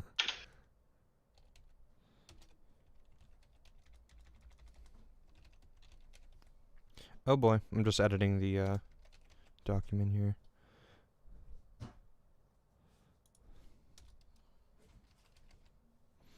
So no evidence to suggest China owns Canadian debt. I'll link that here. You don't have Photoshop on your PC, eh? I do. Do you? Yeah. Are you Is trying it to like open those the PSD actual- files? You don't need to, Yeah. Why? because they're literally just going to be like all the things that you were looking at there. You have the versions that you need in each of the separate folders. Notice how it says alerts, and then it says overlay, and then it says Yeah, the but same thing as all your folders. the thing is like I can't change like where it says like /username. Oh. That's why I need the Photoshop, Okay, I get it. right? Like you get what I'm saying now? I get what you're saying. Yeah, yeah. Yeah. I get it. I get it. I get it. I get it. I get it. Here's your- No data. Yeah, there's no data on Canada owing anything to China. Big peepee. So, you know what that means? No okay. evidence. So it No says pickles. if I do you think if I email them back, you think if I email them back 3 years later, they'll change them for me? Fuck 'em. Give it a shot, dude. See how good that customer service is. Let's see that customer service. Customer service. Amazing.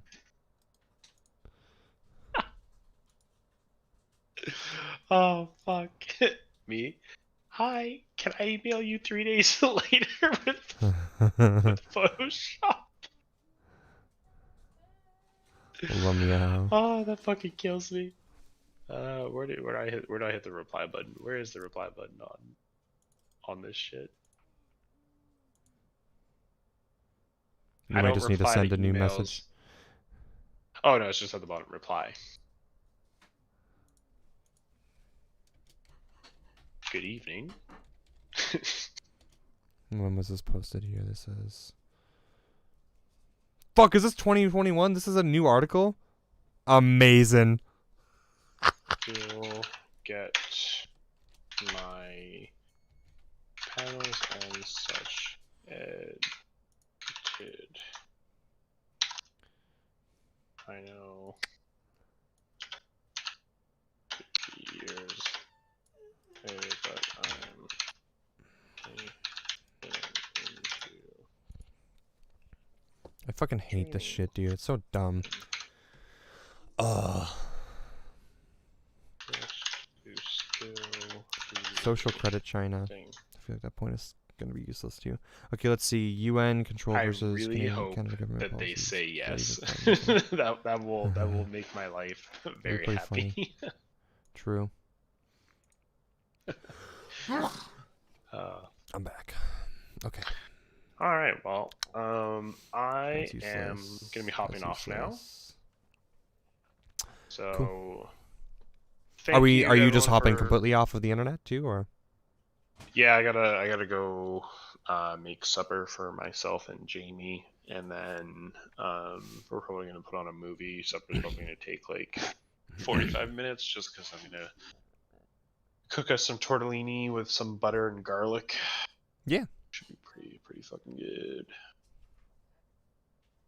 But I'm definitely gonna be on tomorrow. Are we doing more stream stuff tomorrow in terms of like research, or how are you feeling with that? I'm not sure. I might take a day to just fucking chill tomorrow, depending. If I get home and I'm full of energy, then sure. It would definitely not be a very long stream though, I don't think. Like I would probably end it by like 9 if anything, because I got the latest probably, because I think it's important to get good night of sleep so that my brain is not dead by Thursday after work and stuff, you know? So True, I'll see. yeah. I'm gonna just spend a little bit of time here. I don't think it's gonna take me very long, really. I just gotta go through a couple things here. I've already debunked the China buying Canadian debt section here. I just need to go through, find a link for... So I need to figure out the UN, if they have anything to do with government policies. That might take a bit. The Great Reset, I'm just going to find their link to their website and then just link it for their policies so that we can just click it and then read their policies and be like, what's wrong with this? What's wrong with this? What was the other thing that he brought up? Was it like this... Oh, you know what we missed? We missed something early on too. Like that fucking group. What was the other groups that he was talking about? Was it like the fucking the club or something like that. The fucking do you remember what that thing was? Oh, the Roman club. Yeah, I think that might be Roman Club. No, the Club of Rome. Club of Rome. Okay, Club of Rome. It's probably same thing. I think with them. I think they were like a. We looked into it, kind of thing. Like it was founded by PHC and Alexander King. Was that a Jew thing again? Yeah, it's the Jew thing again, and that they're in beds with like the Rockefellers. Right. Because that's part of like the founding members, right? Right. And then the other thing, there was another thing he brought up, like another group of something. I forget what it was. That also had like their own like initiative. I can't remember. That's like super conspiracy theory stuff. Yeah, same. Fuck. Okay. Well, it's okay. I'll maybe go through the video again real quick. Okie dokie. And then I'll see if I can find that part, because I think he mentioned we asked him for like a rule from the one I'm trying to. I don't remember if it was a Club of Rome or not, but he said they had like a rule or whatever. And then I was like, "What's one of the rules?" And he's like, "Number 10 is probably this thing or whatever." And I was like, "Okay."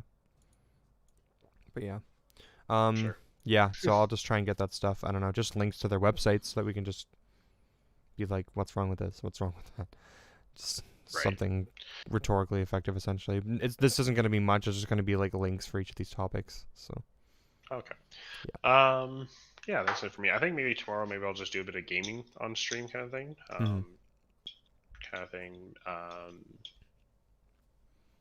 Just because I think it'll be good for us to get there, so we can go fight the next boss. Because, like I said, I'm ready to do it, but we got to get you better gear.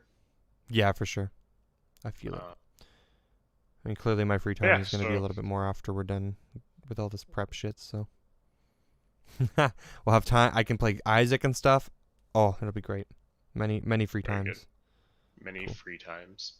Cool. Okay. But yeah, so that's pretty much it for me. Thanks everyone for stopping by today's stream, and thanks for everyone in chat that chatted. Love you guys. It definitely makes the streams more enjoyable and it going kind of thing. True. So Thursday, 7 p.m. Mountain Standard Time. Be here or be square. Square. We're gonna be square. Do you know? Wait, he's in Saskatchewan, right? Is there a time difference between us and Saskatchewan? Because we agreed at 7, but I wonder if there's.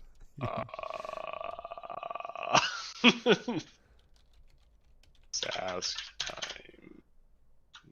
Okay, it seems like we're in the same time zone right now. It's central. It does change at some point in time, but I forget when it is. It's probably in the winter time or something that we're at a different time zone than them, because they're not on they don't have the seasonal time change thing that we do. Oh yeah, Saskatchewan does not utilize daylight saving times. Mm-hmm. Interesting. So half of the year we're out we're out by an hour. that's kind of fucked up. It is pretty fucked, yeah. But yeah, so 7 p.m. Mountain Standard Time on Thursday evening. Obviously, PM means evening, but you never know. True. Yeah, so it'll be definitely interesting. I don't know how long that is going to take. Yeah, hopefully it's a long conversation. That'd be nice. I want to try and flesh out some answers from him. I want to try and get some actual answers this time. True. I'm gonna allocate 3 hours to the stream, kind of thing. I'll put it at 10 o'clock, and probably by that point, whether we're done the conversation or not, I'll be like, I need to to go to bed because I have to get up at 6 a.m. So. Yeah, for sure. So it's like, as much as I would love to talk until midnight.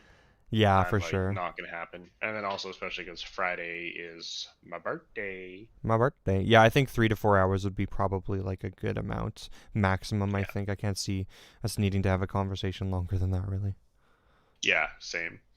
So I don't know if I'm probably not going to do any sort of birthday stream. I was definitely thinking about it, but I'm not too terribly sure. It really kind of depends on what ends up happening. With like the new COVID restrictions and stuff like that. So I'm not 100% sure on what's going to go down. Yeah, I feel it there. So like, because I was thinking about doing like a 12-hour stream on Friday. How long? A 12-hour stream. You wildin', son. I want to get to be able to do a 24-hour stream. Holy fuck. I did I think that 7-hour stream was the longest stream I've done thus far. Actually, no. Nope, that's a lie. I did like a 9 or 10-hour stream when I was making the research doc. I think the longest I've done was 9 hours, and I played Siege for 9 hours, and afterwards I was so violent. I was like, I'm going to kill everyone. I feel I it. was like, don't talk to me, nothing. I'm like, don't. It was not a good time. Yeah. Playing a first-person shooter for 10 hours, I do not recommend. But yeah, I eventually want to work my way up to a 24-hour stream and longer if I can. Yeah, for sure. 24 hours, you're crazy. Correct. I don't think I could do It'll anything for definitely 24 hours. I think I would have to do a lot of stuff. I think I would play a lot of games. I think I'd build something in Minecraft. Maybe I'd do a bit of like working out in there. I feel like a Definitely 24-hour gotta get some stream here and snacks. there would be cool for like a challenge thing or whatever, you know, like a Like kind of like a milestone or whatever. world record kind of thing. I know that you wouldn't be setting any world records by any means, but I'm No, sure I there's think- people who I have think- streamed longer, but I think the world record is like 72 hours or something like that, like 3 days. yeah. And you it's like- can't stream like- while you're sleeping. So Yeah, you have to like that's right. You can't stay stream while you're awake, sleeping. And which is it was wild. like it was borderline, like not healthy for the person to do it because I think you can't go past like 77 hours without like sleeping or something like that, and then you start to like hallucinate severely and stuff like that True. because you're so sleep deprived. It's just like not good for your body. Yeah.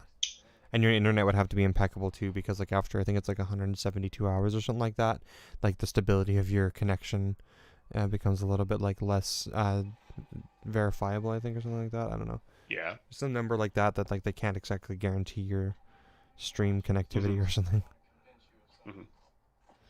But anyways, so that's it for me.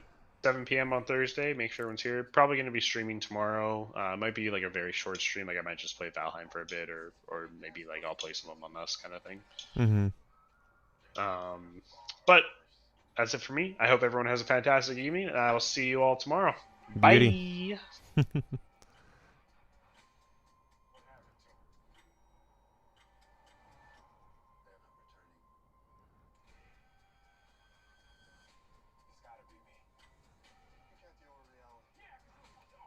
All right.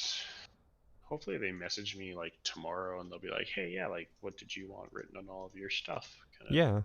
Yeah, for sure.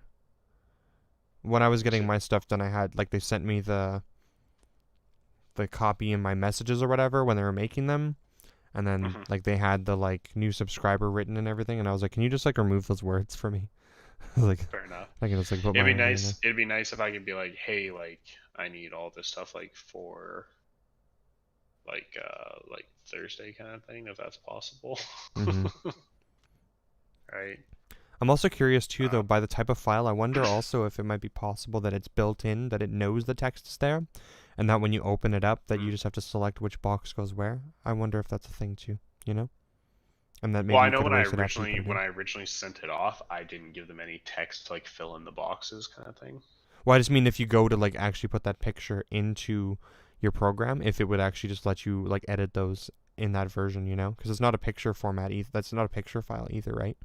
So that it's possible that file might actually Aren't they? like. Oh, you mean no. you mean the PSD files? Yeah. Oh, No, not just the hold on, PSD ones. The other ones, the P, whatever the other ones were. What kind of files were those other ones? Give me 1 second. I can pull it up here in a sec. Downloads, Streamer Essentials. Yeah, I just don't see any PNGs. evidence that. They're PNGs. Oh, they are? Okay, never mind. Then I don't think PNGs have other parts of files in them. Okay, I'm gonna make this a title too. I don't know. I don't even have a link to this one. It's just so unfounded that I just have to I put open up like. Streamlabs, and if I go.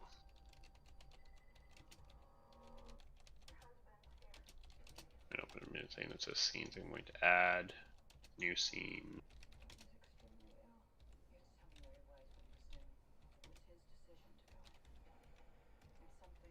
Do it from here. We'll go.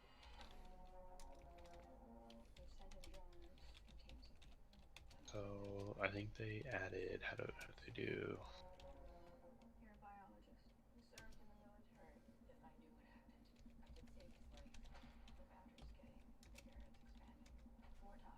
Okay, so they do like a background scene. Okay, so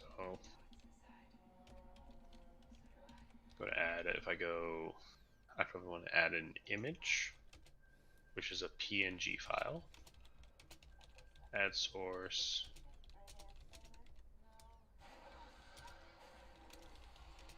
Name it background. Add source. Browse. Panels. Screens.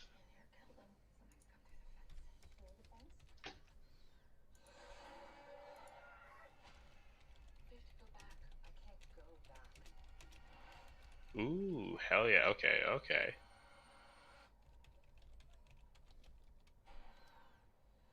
Okay, Quentin. How What's up? does that look? Because you can see this now.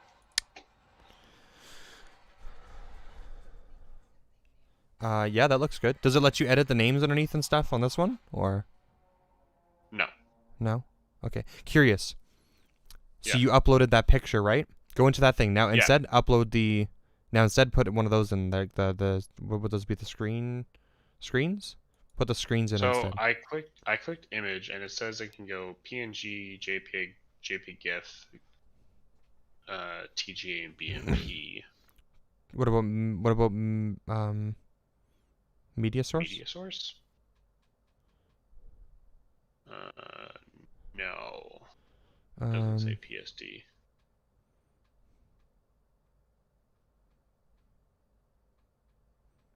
Okay, so it doesn't seem to be an option. Okay, fair enough.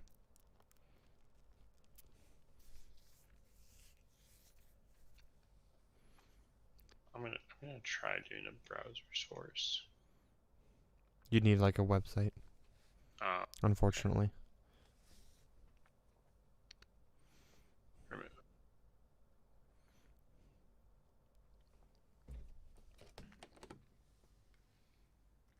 PSD Streamlabs.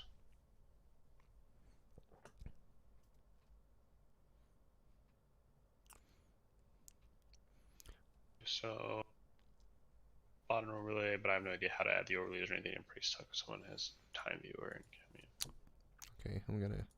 While you look that up, I'm going to continue. I'm pretty close to done now. Great reset should be Okay, pretty hold on. easy. Oops.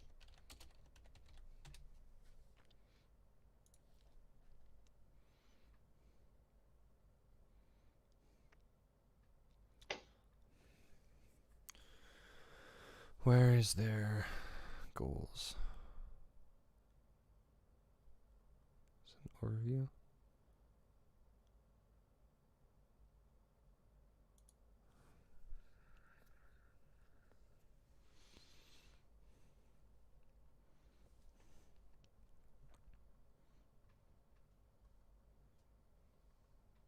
Oh, okay. Okay, so here we go. Okay, so that essentially did nothing. Big sad. So it also, I don't know why this video kind of like formats in the background. It's there. What's the in society? Ah, man, fucking stupid conspiracy theories. God fucking damn it. Right.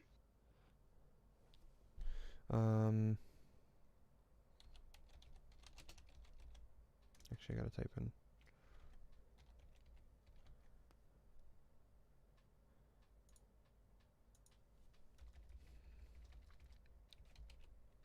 Okay. Anyways, I'm going to go make supper now.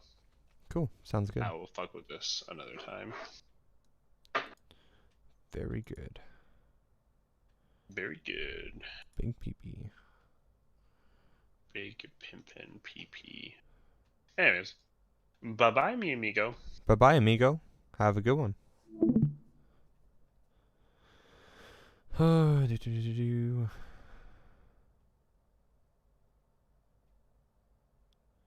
Nothing about George Soros. And it's probably a comment in here that says George Soros. Here it is. Latest breaking news from investigating reporters is that Wet'suwet'en are fake imposter native Indian band, likely funded by George Soros, the UN. Fuck me. You guys are so dumb.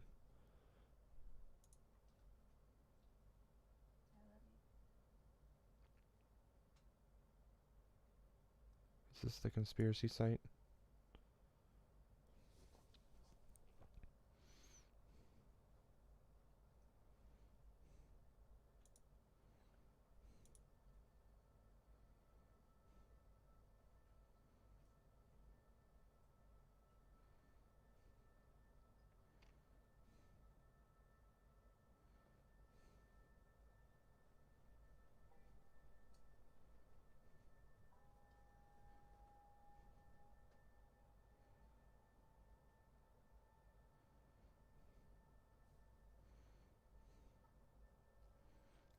Funds hundreds of millions of dollars annually to advance a globalist agenda. The specter of one world government governed by the United Nations. Yeah, this is just like straight conspiracy.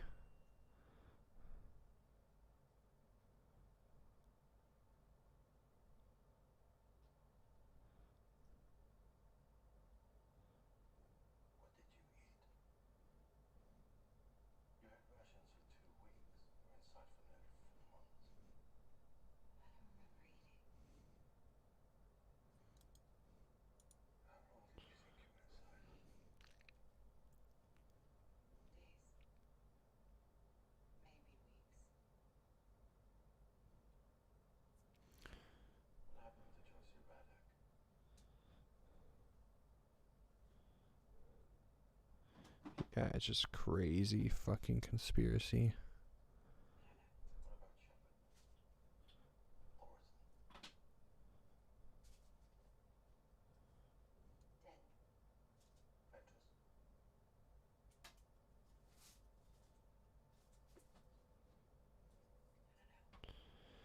Reported almost 150 million tax received donations, put that in perspective, consider chimp.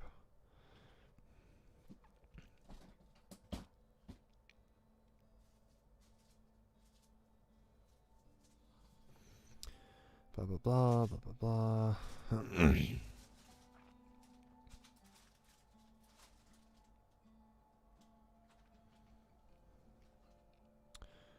Tax relief, fair question. To the flagship projects of these charities were Quest University in Squamish and Fortius.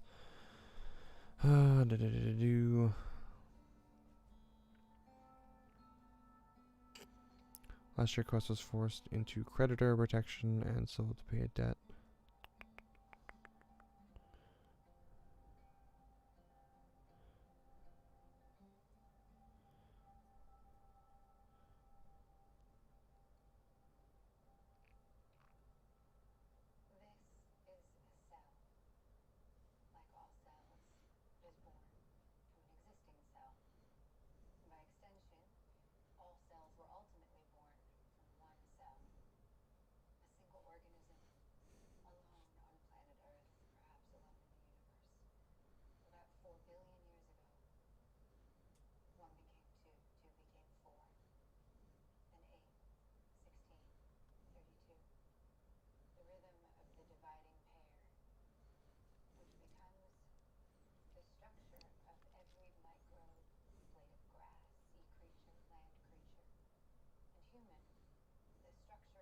Okay, now on to another article.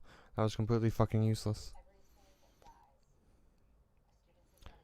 Well documented here. Completely fucking, like, irrelevant information.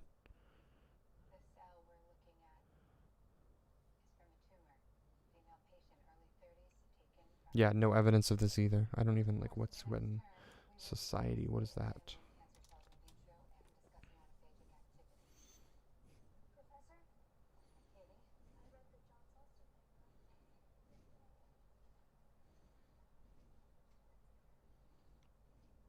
I don't even know. This just seems unfounded.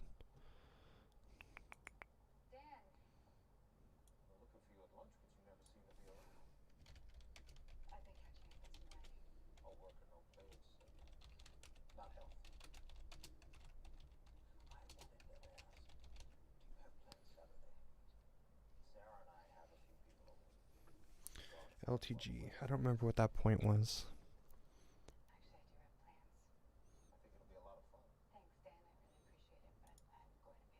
Was that the Club of Rome thing?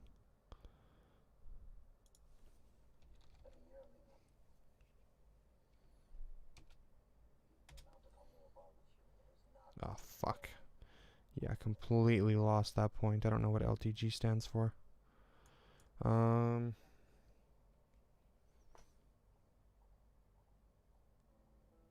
Yikes.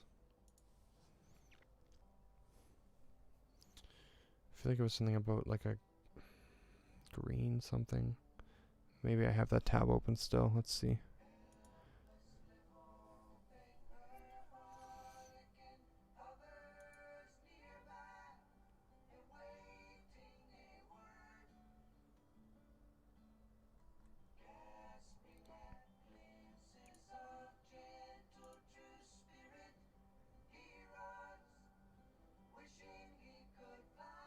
Oh yeah, herd immunity.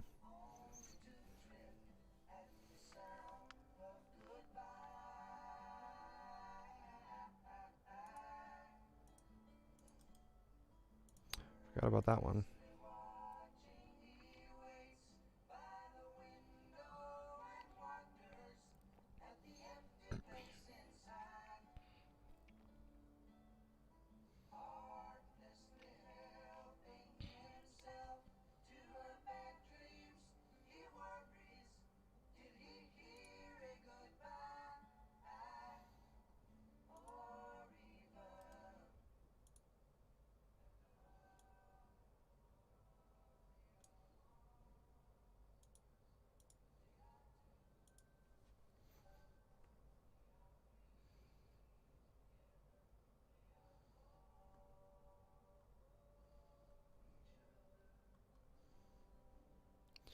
Lockdowns, rights and freedoms.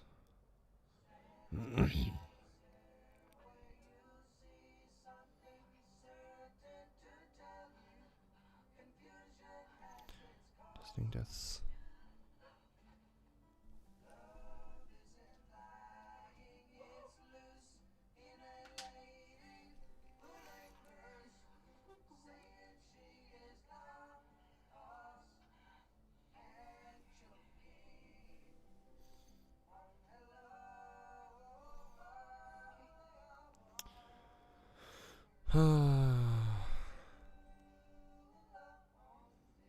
Also, here's an article.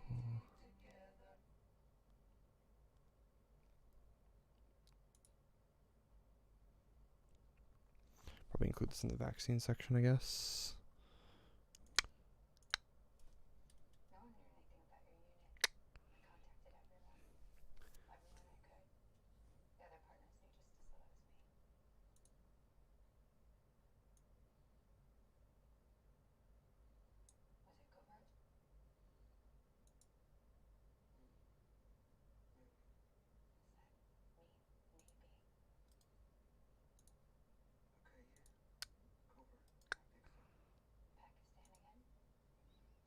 Damn it. Dang it. Normal. And then we link it. The linky?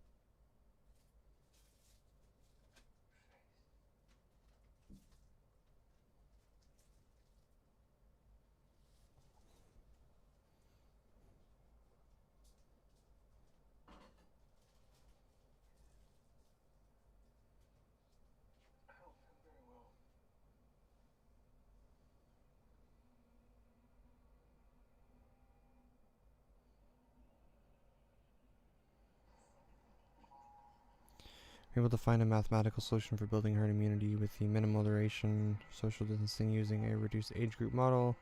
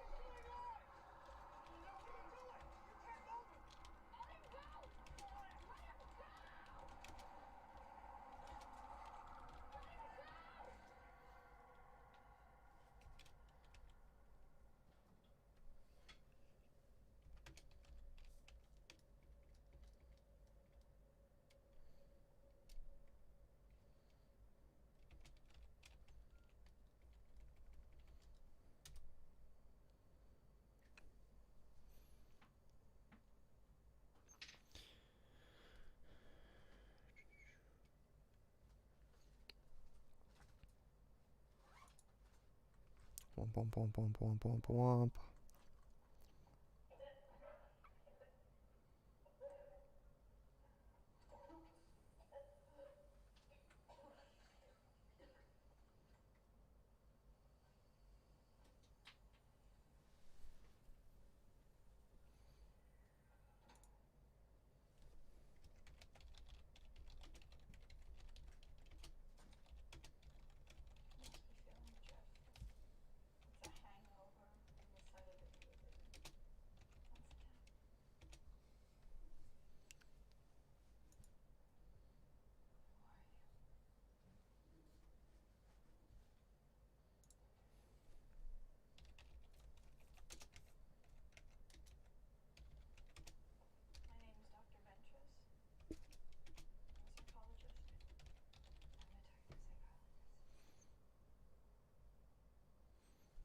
Cool.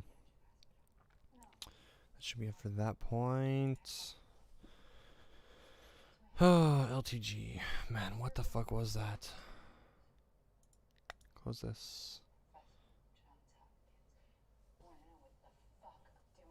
That was useless. Review. Did that already. Did that already. What's this one?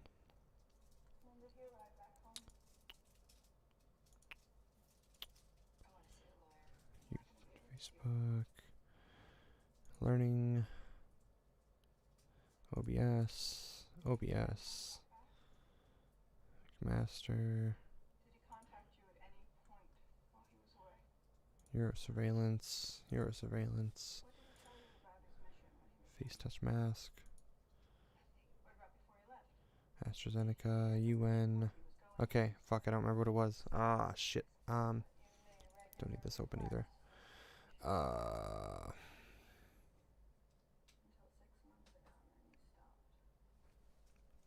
Let's see.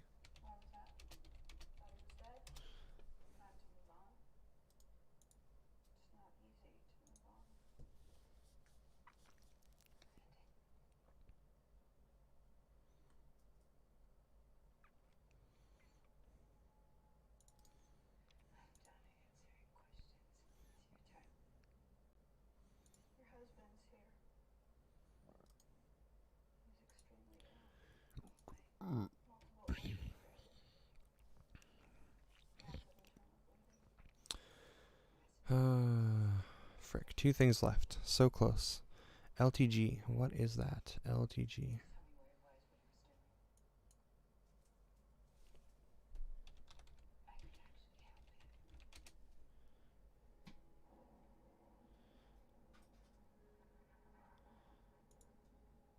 Mankind unsustainable.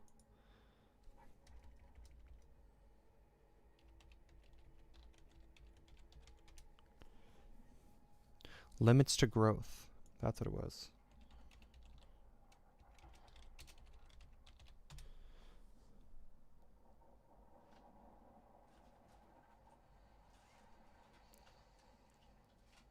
Oh, it's a Club of Rome meme.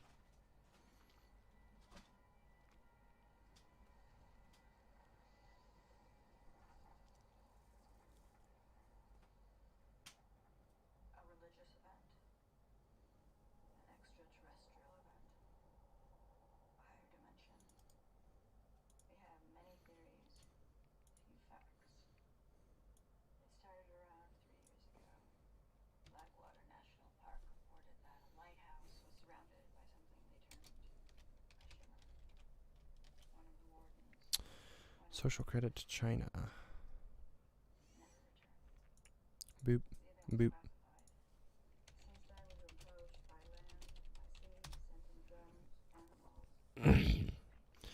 What is China's social credit system?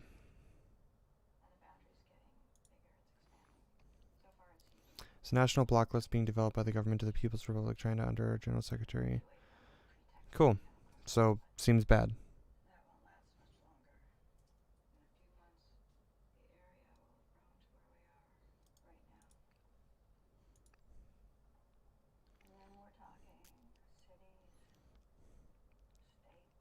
The program initiated regional trials in 2009 before launching a national pilot with 8 credit scoring firms in 2014. It was first introduced formally by Chinese Premier during state council meetings in 2018. These efforts were centralized into the People's Bank of China, and participation from 8 firms by 2020. Blank was intended to standardize access to citizens and businesses.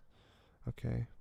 Social credit initiative calls for the establishments of unified record systems for individuals, businesses, and the government to be tracked and evaluated for trustworthiness.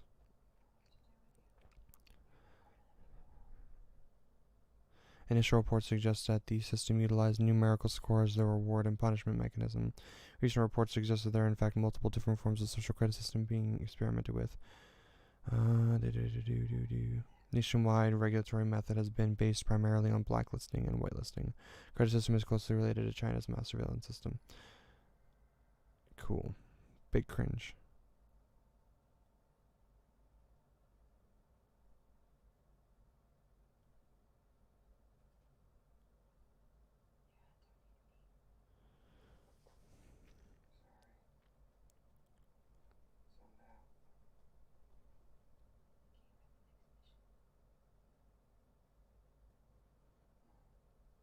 Okay, yeah, this seems like totalitarian. Sure, like bad. Social credit system bad.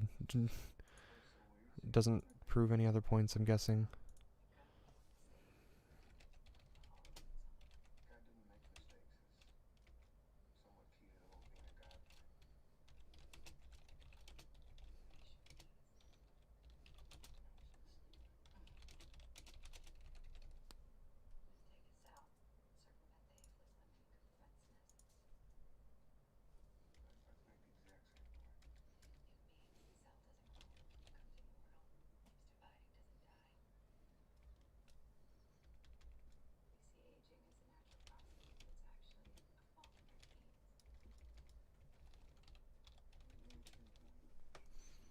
Cool, okay. I think that's pretty much fucking that. Yep. You save. I think it's saved. Fuck.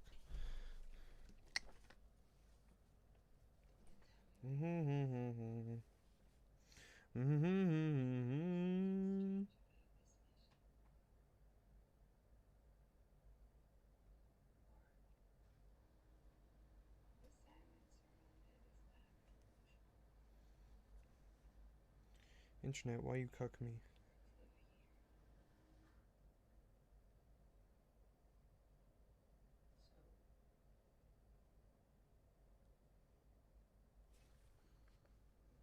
Why is this not working? Annoying.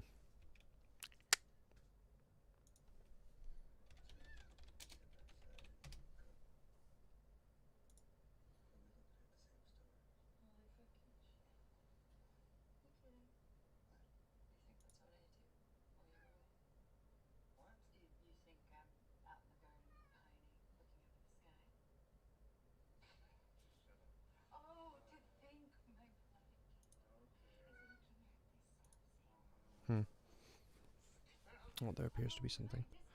Cool. Okay, well. Yep. I think that's pretty much it for today then. We've got most of our stuff all set up here. for pretty much all of our arguments that we can possibly think. Yeah, so anyone who's interested will be debating, talking to, whatever, I'm not exactly sure what you want to call it, but we'll be talking to Mark Friesen on Thursday at 7 p.m. That's Mountain Time specifically, so convert that to whatever time for where you live at. We'll try and give lots of notice. Make sure you are following me or subscribe to me. I will try, and I've not done it with Twitch yet, but I'll try and create an event. I'm not sure if it's creatable on Twitch or what, but yeah,